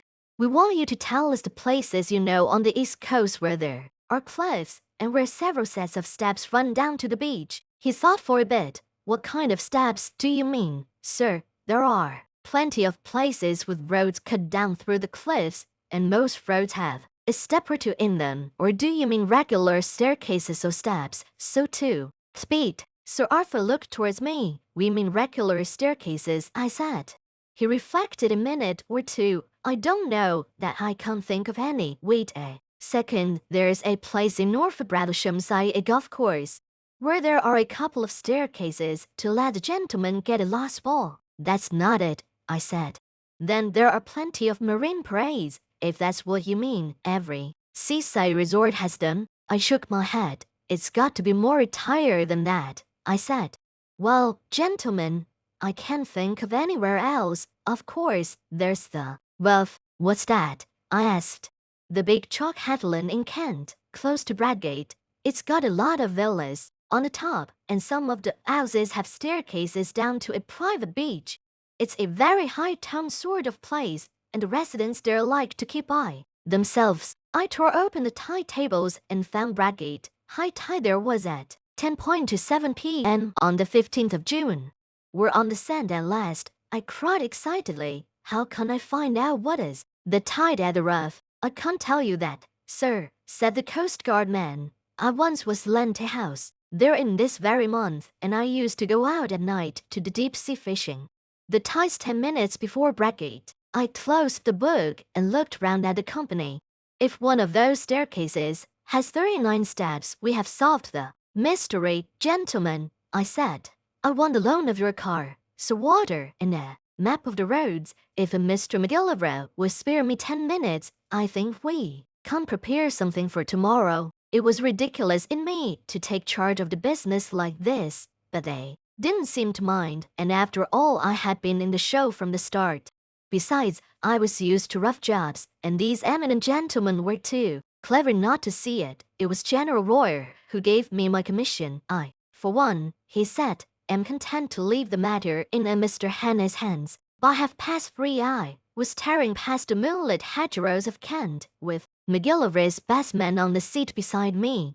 Chapter 10.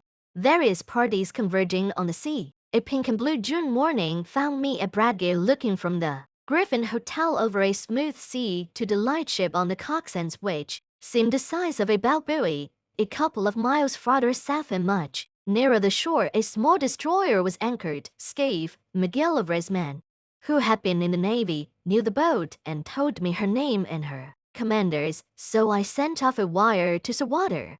After breakfast, Scaife got from a house agent a key for the gates of the staircases on the rough. I walked with him along the sands and sat down in a nook of the cliffs while he investigated the half-dozen of them.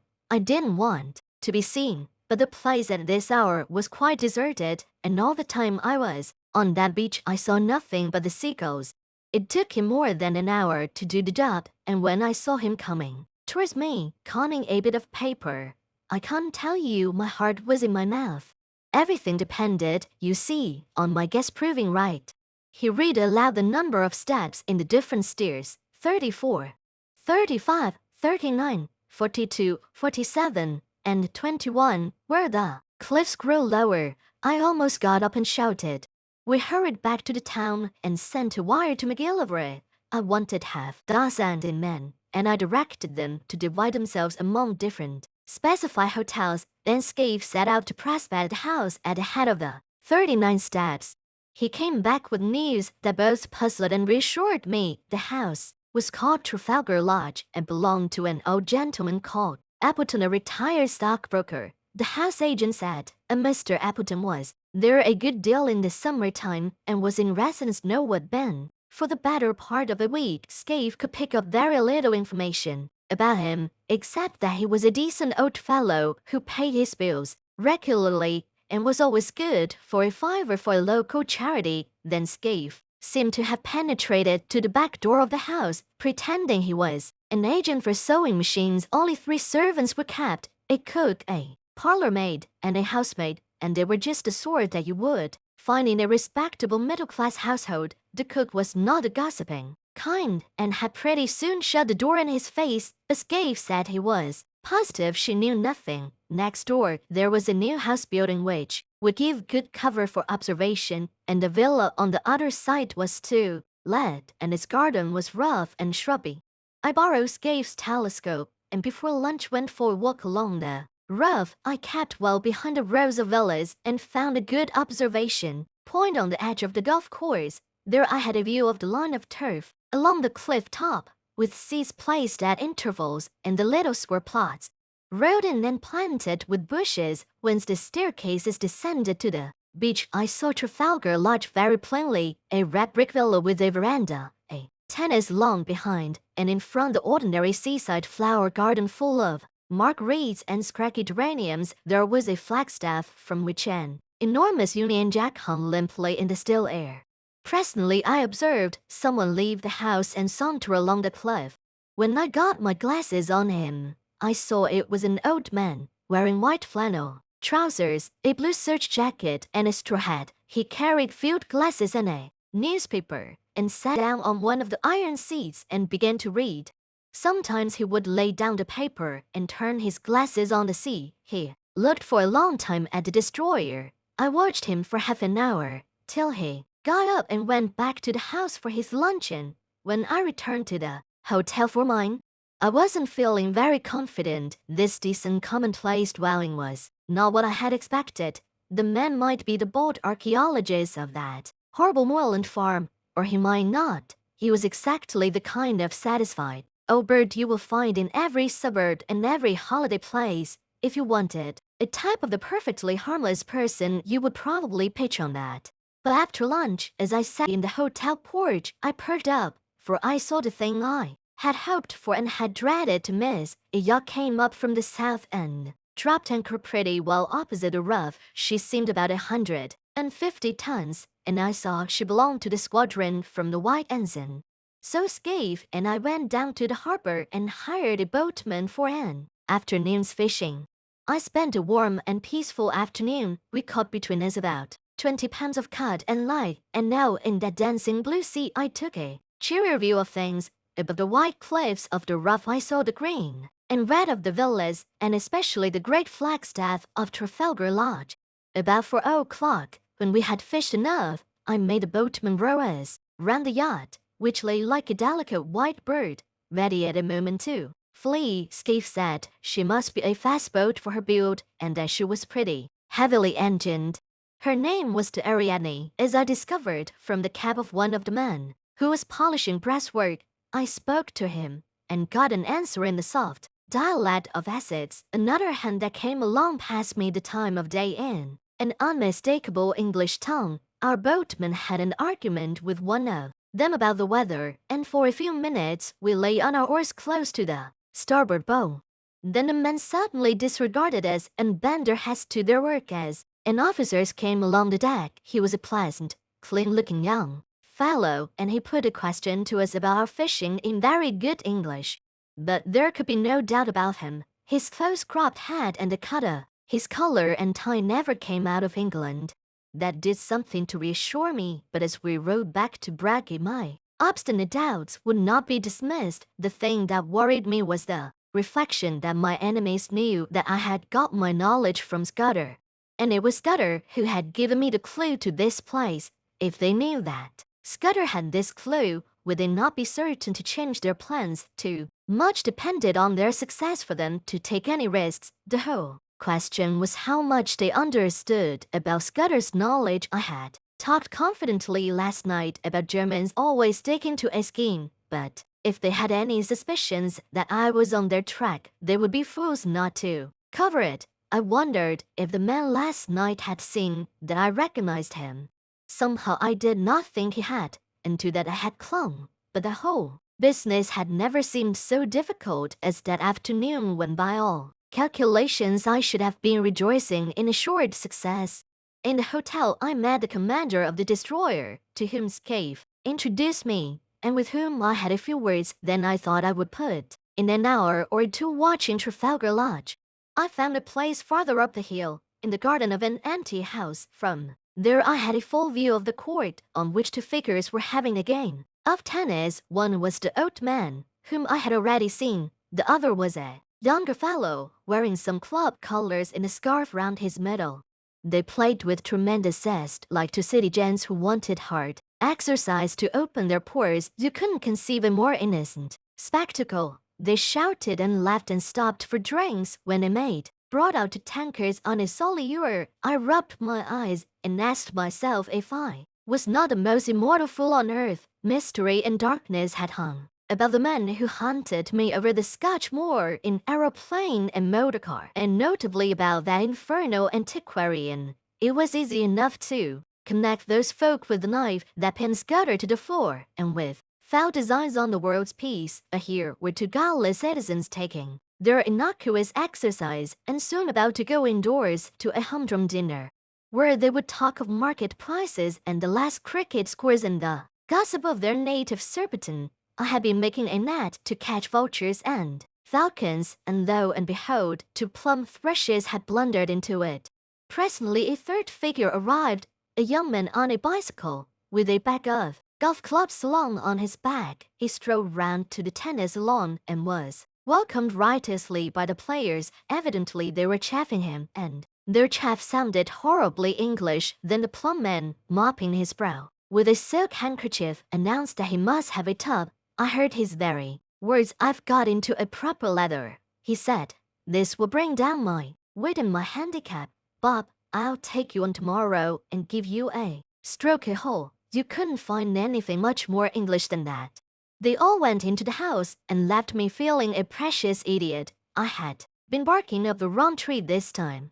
These men might be acting, but if they were, where was their audience? They didn't know I was sitting 30 yards off in a rhododendron. It was simply impossible to believe that these three hardy fellows were anything but what they seemed at the ordinary game-playing suburban Englishmen. Wearisome, if you like, but sordidly innocent, and that there were three of them, and one was old, and one was plump, and one was lean and dark, and their house chimed in with Scudder's notes, and half a mile off was lying a steam yacht with at least one German officer. I thought of Caroline's lying dead, and all Europe trembling on the edge of earthquake, and the men I had left behind me in London who were waiting anxiously for the events of the next hours. There was no doubt that hell was afoot somewhere. The Black Stone had won, and if it survived this June night, would bank its winnings. There seemed only one thing to doggle forward, as if I had no doubts, and if I was going to make a fool of myself, to do it handsomely. Never in my life have I faced a job with greater disinclination. I would rather in my then mind have walked into a den of anarchists, each with his Browning handy, or faced a charging lion with a popgun, then enter the happy home of three cheerful Englishmen and tell them that their game was up. How they would laugh at me. But suddenly I remembered a thing I once heard in Rhodesia from old Peter Pioneer. I have quoted Peter already in this narrative. He was the best style I ever knew, and before he had turned respectable he had been pretty often on the windy side of the law. When he had been wanted badly by the authorities, Peter once discussed with me the question of disguises, and he had a theory which struck me at the time. He said, barring absolute certainties, like fingerprints, mere physical traits were very little use for identification if the fugitive really knew his business. He laughed at things like dyed hair and false beards and such childish follies. The only thing that mattered was what Peter called atmosphere. If a man could get into perfectly different surroundings from those in which he had been first observed, and this is the important part, really play up to these surroundings and behave as if he had never been out of them, he would puzzle the cleverest detectives on earth. And he used to tell a story of how he once borrowed a black coat and went to church and shared the same Him book with a man that was looking for him. If that man had seen him in decent company before, he would have recognized him, but he had only seen him snuffing the lights in a public house with a revolver. The recollection of Peter's talk gave me the first real comfort that I had had. That day, Peter had been a wise old bird, and these fellows I was after were about the pick of the aviary. What if they were playing Peter's game? A fool tries to look different, a clever man looks the same and is different. Again, there was that other maxim of Peter's which had helped me when I had been a roadman. If you're playing a part, you will never keep it up unless you convince yourself that you are it. That would explain the game of tennis. Those chaps didn't need to act, they just turned a handle and passed into another life which came as naturally to them as the first. It sounds a platitude, but Peter used to say that it was the big secret of all the famous criminals. It was now getting on for 8 o'clock, and I went back and saw Scaife to give him his instructions. I arranged with him how to place his men, and then I went for a walk, for I didn't feel up to any dinner. I went round the deserted golf course and then to a point on the place farther north beyond the line of the villas. On the little trim newly made roads, I met people in flannels coming back from tennis and the beach, and a coast guard from the wireless station, and donkeys and Pierrettes padding homewards. Out at sea in the blue dust, I saw lights appear on the Ariadne and on the destroyer away to the south, and being the Cock Sands, the bigger lights of steamers making for the Thames. The whole scene was so peaceful and ordinary that I got more dashed in spirits every second. It took all my resolution to stroll towards Trafalgar Lodge about 9:30. On the way, I got a piece of solid comfort from the sight of a greyhound that was swinging along at a nursemaid's heels. He reminded me of a dog I used to have in Rhodesia, and of the time when I took him hunting with me in the Polly Hills. We were after Audiobbok, the dun kind, and I recollected how we had followed one beast, and both he and I had clean lost it. A greyhound works by sight, and my eyes are good enough, but that buck simply leaked out of the landscape. Afterwards, I found out how it managed it. Against the grey rock of the coppice, it showed no more than a crow against a thundercloud. It didn't need to run away. All it had to do was to stand still and melt into the background. Suddenly, as these memories chased across my brain, I thought of my present case and applied the moral. The black stone didn't need to bolt. They were quietly absorbed into the landscape. I was on the right track, and I jammed that down in my mind and vowed never to forget it. The last word was with Peter Pienaar. Scaife's men would be post now, but there was no sign of a soul. The house stood as open as a marketplace for anybody to observe. A 3-foot railing separated it from the cliff road. The windows on the ground floor were all open, and shaded lights and the low sound of voices revealed where the occupants were finishing dinner. Everything was as public and above board as a charity bazaar, feeling the greatest fool on earth. I opened the gate and rang the bell. A man of my sort, who has traveled about the world in rough places, gets on perfectly well with two classes, what you may call the upper and the lower. He understands them, and they understand him. I was at home with herds and tramps and roadmen, and I was sufficiently at my ease with people like Sir Walter and the men I had met the night before. I can't explain why, but it is a fact. But what fellows like me don't understand is the great, comfortable, satisfied middle-class world, the folk that live in villas and suburbs. He doesn't know how they look at things. He doesn't understand their conventions, and he is as shy of them as of a black mamba. When a trim parlour-maid opened the door, I could hardly find my voice.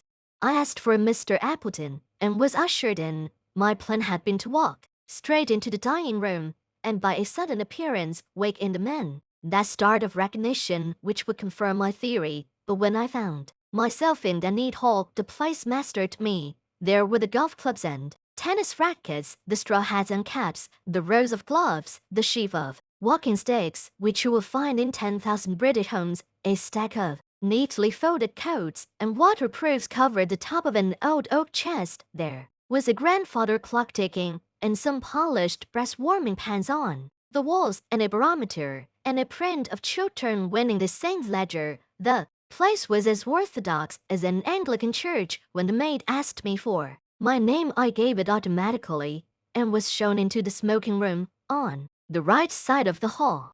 That room was even worse. I hadn't time to examine it, but I could see some friend group photographs above the mantelpiece, and I could have sworn they were English public school or college. I had only one glance, for I managed to pull myself together and go after the maid, but I was too late.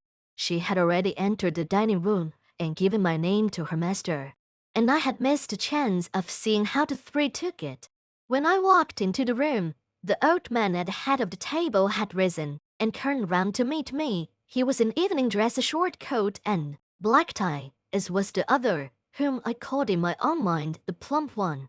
The third, the dark fellow, wore a blue serge suit and a soft white collar, and the colors of some club or school. The old man's manner was perfect, and Mr. Hannay, he said hesitatingly, "Did you wish to see me? One moment, you fellows, and I'll rejoin you. We had better go to the smoking room." Though I hadn't an ounce of confidence in me, I forced myself to play the game. I pulled up a chair and sat down on it. "I think we have met before," I said, "and I guess you know my business." The light in the room was dim, but so far as I could see their faces, they played the part of mystification very well. Maybe, said the old man. "I haven't a very good memory, but I'm afraid you must tell me your errand, sir, for I really don't know it." "Well, then," I said, and all the time I seemed to myself to be talking pure foolishness, "I have come to tell you that the game's up. I have a warrant for the arrest of you three gentlemen." "Arrest," said the old man, and he looked really shocked. "Arrest, good God, what for?" "For the murderer of Franklin Scudder, in London on the 23rd day of last month." "I never heard the name before," said the old man in a dazed voice. One of the others spoke up. "That was the Portland Place murder. I read about it. Good heavens, you must be mad." "Sir, where do you come from?" "Scotland Yard," I said. After that, for a minute, there was utter silence. The old man was staring at his plate and fumbling with a nut, the very model of innocent bewilderment. Then the plump one spoke up. He stammered a little, like a man picking his words. "Don't get flustered, uncle," he said. "It is all a ridiculous mistake, but these things happen sometimes, and we can't easily set it right. It won't be hard to prove our innocence. I can't show that I was out of the country on the 23rd of May, and Bob was in a nursing home. You were in London, but you can't explain what you were doing." "Right, Percy, of course that's easy enough. The 23rd, that was the day after Agatha's wedding. Let me see, what was I doing? I came up in the morning from Woking and lunched at the club with Charlie Simmons. Oh yes, I dined with the fishmongers, I remember, for the punch didn't agree with me, and I was eating next morning. Hang it all, there's the cigar box I brought back from the dinner." He pointed to an object on the table and laughed nervously. "I think, sir," said the young man, addressing me respectfully, "you will see you're mistaken. We want to assist the law like all Englishmen, and we don't want Scotland Yard to be making fools of themselves, that's so." "Uncle." "Certainly, Bob." The old fellow seemed to be recovering his voice. "Certainly, we'll do anything in our power to assist the authorities, but this is a bit too much. I can't get over it." "How Nellie would chuckle," said the plump man. "She always said that you would die of boredom because nothing ever happened to you, and now you've got it thick and strong." And he began to laugh very pleasantly. "By Jove, yes, just think of it. What a story to tell at a club. Really, Mr. Hannah, I suppose I should be angry to show my innocence, but it's too funny. I almost forgive you the fright you gave me. You looked so glum. I thought I might have been walking in my sleep and killing people. It couldn't be acting. It was too confoundedly genuine. My heart went into my boots, and my first impulse was to apologize and clear out, but I told myself I must see it through, even though I was to be the laughingstock of Britain. The light from the dinner table candlesticks was not very good, and to cover my confusion I got up, walked to the door and switched on the electric light. The sudden glare made them blind, and I stood scanning the three faces.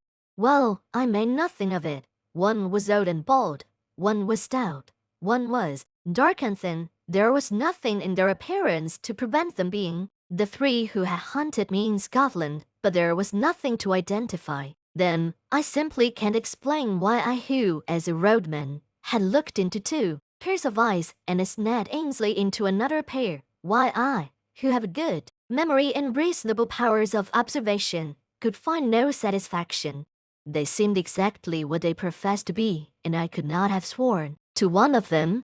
They're in that pleasant dining room with etchings on the walls and a picture of an old lady in a bib above the mantelpiece. I could see nothing to connect them with the moorland desperadoes. There was a silver cigarette box beside me, and I saw that it had been won by Percival Appleton, Esquire, of the St. Bees Club. In a golf tournament, I had to keep a firm hold of Peter Pienaar to prevent myself bolting out of the house.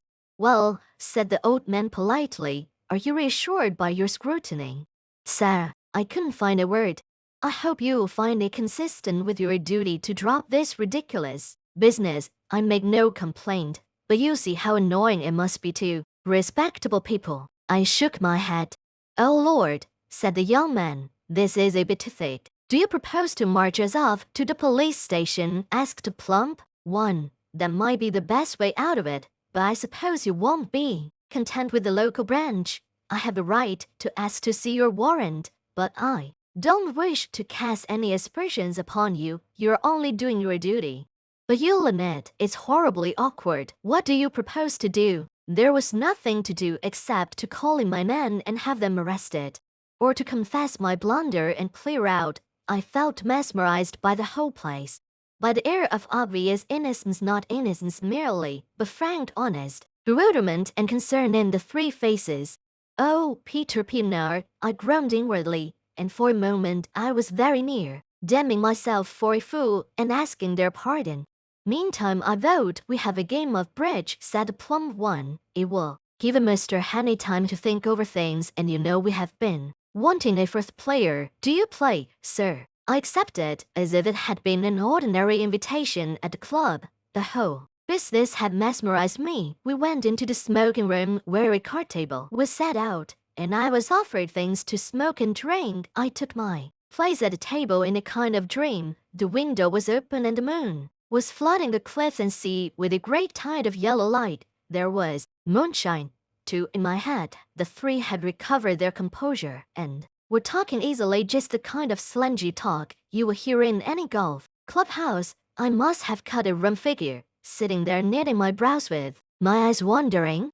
My partner was the young dark one. I play a fair hand at bridge, but I must have been ranked bad that night. They saw that they had got me puzzled, and that put them more than ever at their ease. I kept looking at their faces, but they conveyed nothing to me. It was not that they looked different. They were different. I clung desperately to the words of Peter Pienaar. Then something awoke me. The old man laid down his hand to light a cigar. He didn't pick it up at once, but sat back for a moment in his chair, with his fingers tapping on his knees. It was the movement I remembered when I had stood before him in the moorland farm, with the pistols of his servants behind me. A little thing, lasting only a second, and the odds were 1,000 to 1 that I might have had my eyes on my cards at the time and missed it. But I didn't, and in a flash, the air seemed to clear. Some shadow lifted from my brain, and I was looking at the three men with full and absolute recognition. The clock on the mantelpiece struck 10 o'clock. The three faces seemed to change before my eyes and reveal their secrets. The young one was the murderer. Now I saw cruelty and ruthlessness, where before I had only seen good humor. His knife, I made certain, had skewered, scattered to the floor. His kind had put the bullet in Caroline's. The plump man's features seemed to dislimn and form again. As I looked at them, he hadn't a face, only 100 masks that he could assume when he pleased. That chap must have been a superb actor. Perhaps it had been Lord Lowe of the night before. Perhaps not. It didn't matter. I wondered if he was the fellow who had first tracked Scudder and left his card on him. Scudder had said he lisped, and I could imagine how the adoption of a lisp might add terror. But the old man was the pick of the lot. He was sheer brain, icy, cool, calculating, as ruthless as a steam hammer. Now that my eyes were open, I wondered where I had seen the benevolence. His jaw was like chilled steel, and his eyes had the inhuman luminosity of a bird's. I went on playing, and every second a greater hate welled up in my heart. It almost choked me, and I couldn't answer when my partner spoke. Only a little longer could I endure their company. "Whew, Bob, look at the time," said the old man. "You'd better think about catching your train. Bob's got to go to town tonight," he added, turning to me. The voice rang now as false as hell. I looked at the clock, and it was nearly 10:30. "I am afraid he must put off his journey," I said. "Oh, damn," said the young man. "I thought you had dropped that rot. I've simply got to go. You can't have my address, and I'll give any security you like." "No," I said. "You must stay." At that I think they must have realized that the game was desperate. Their only chance had been to convince me that I was playing the fool, and that had failed. But the old man spoke again. "I'll go bail for my nephew. That ought to content you, Mr. Hannay." Was it fancy, or did I detect some halt in the smoothness of that voice? There must have been, for as I glanced at him, his eyelids fell in that hawk-like hood which fear had stamped on my memory. I blew my whistle. In an instant the lights were out. A pair of strong arms gripped me round the waist, covering the pockets in which a man might be expected to carry a pistol. "Now, friends," cried a voice, "das Boot, das Boot." As it spoke I saw two of my fellows emerge on the moonlit lawn. The young dark man leapt for the window, was through it, and over the low fence before a hand could touch him. I grappled the old chap, and the room seemed to fill with figures. I saw the plump one colored, but my eyes were all for the out-of-doors, where Franz sped on over the road towards the road entrance to the beach stairs. One man followed him, but he had no chance. The gate of the stairs locked behind the fugitive, and I stood staring, with my hands on the old boy's throat, for such a time as a man might take to descend those steps to the sea.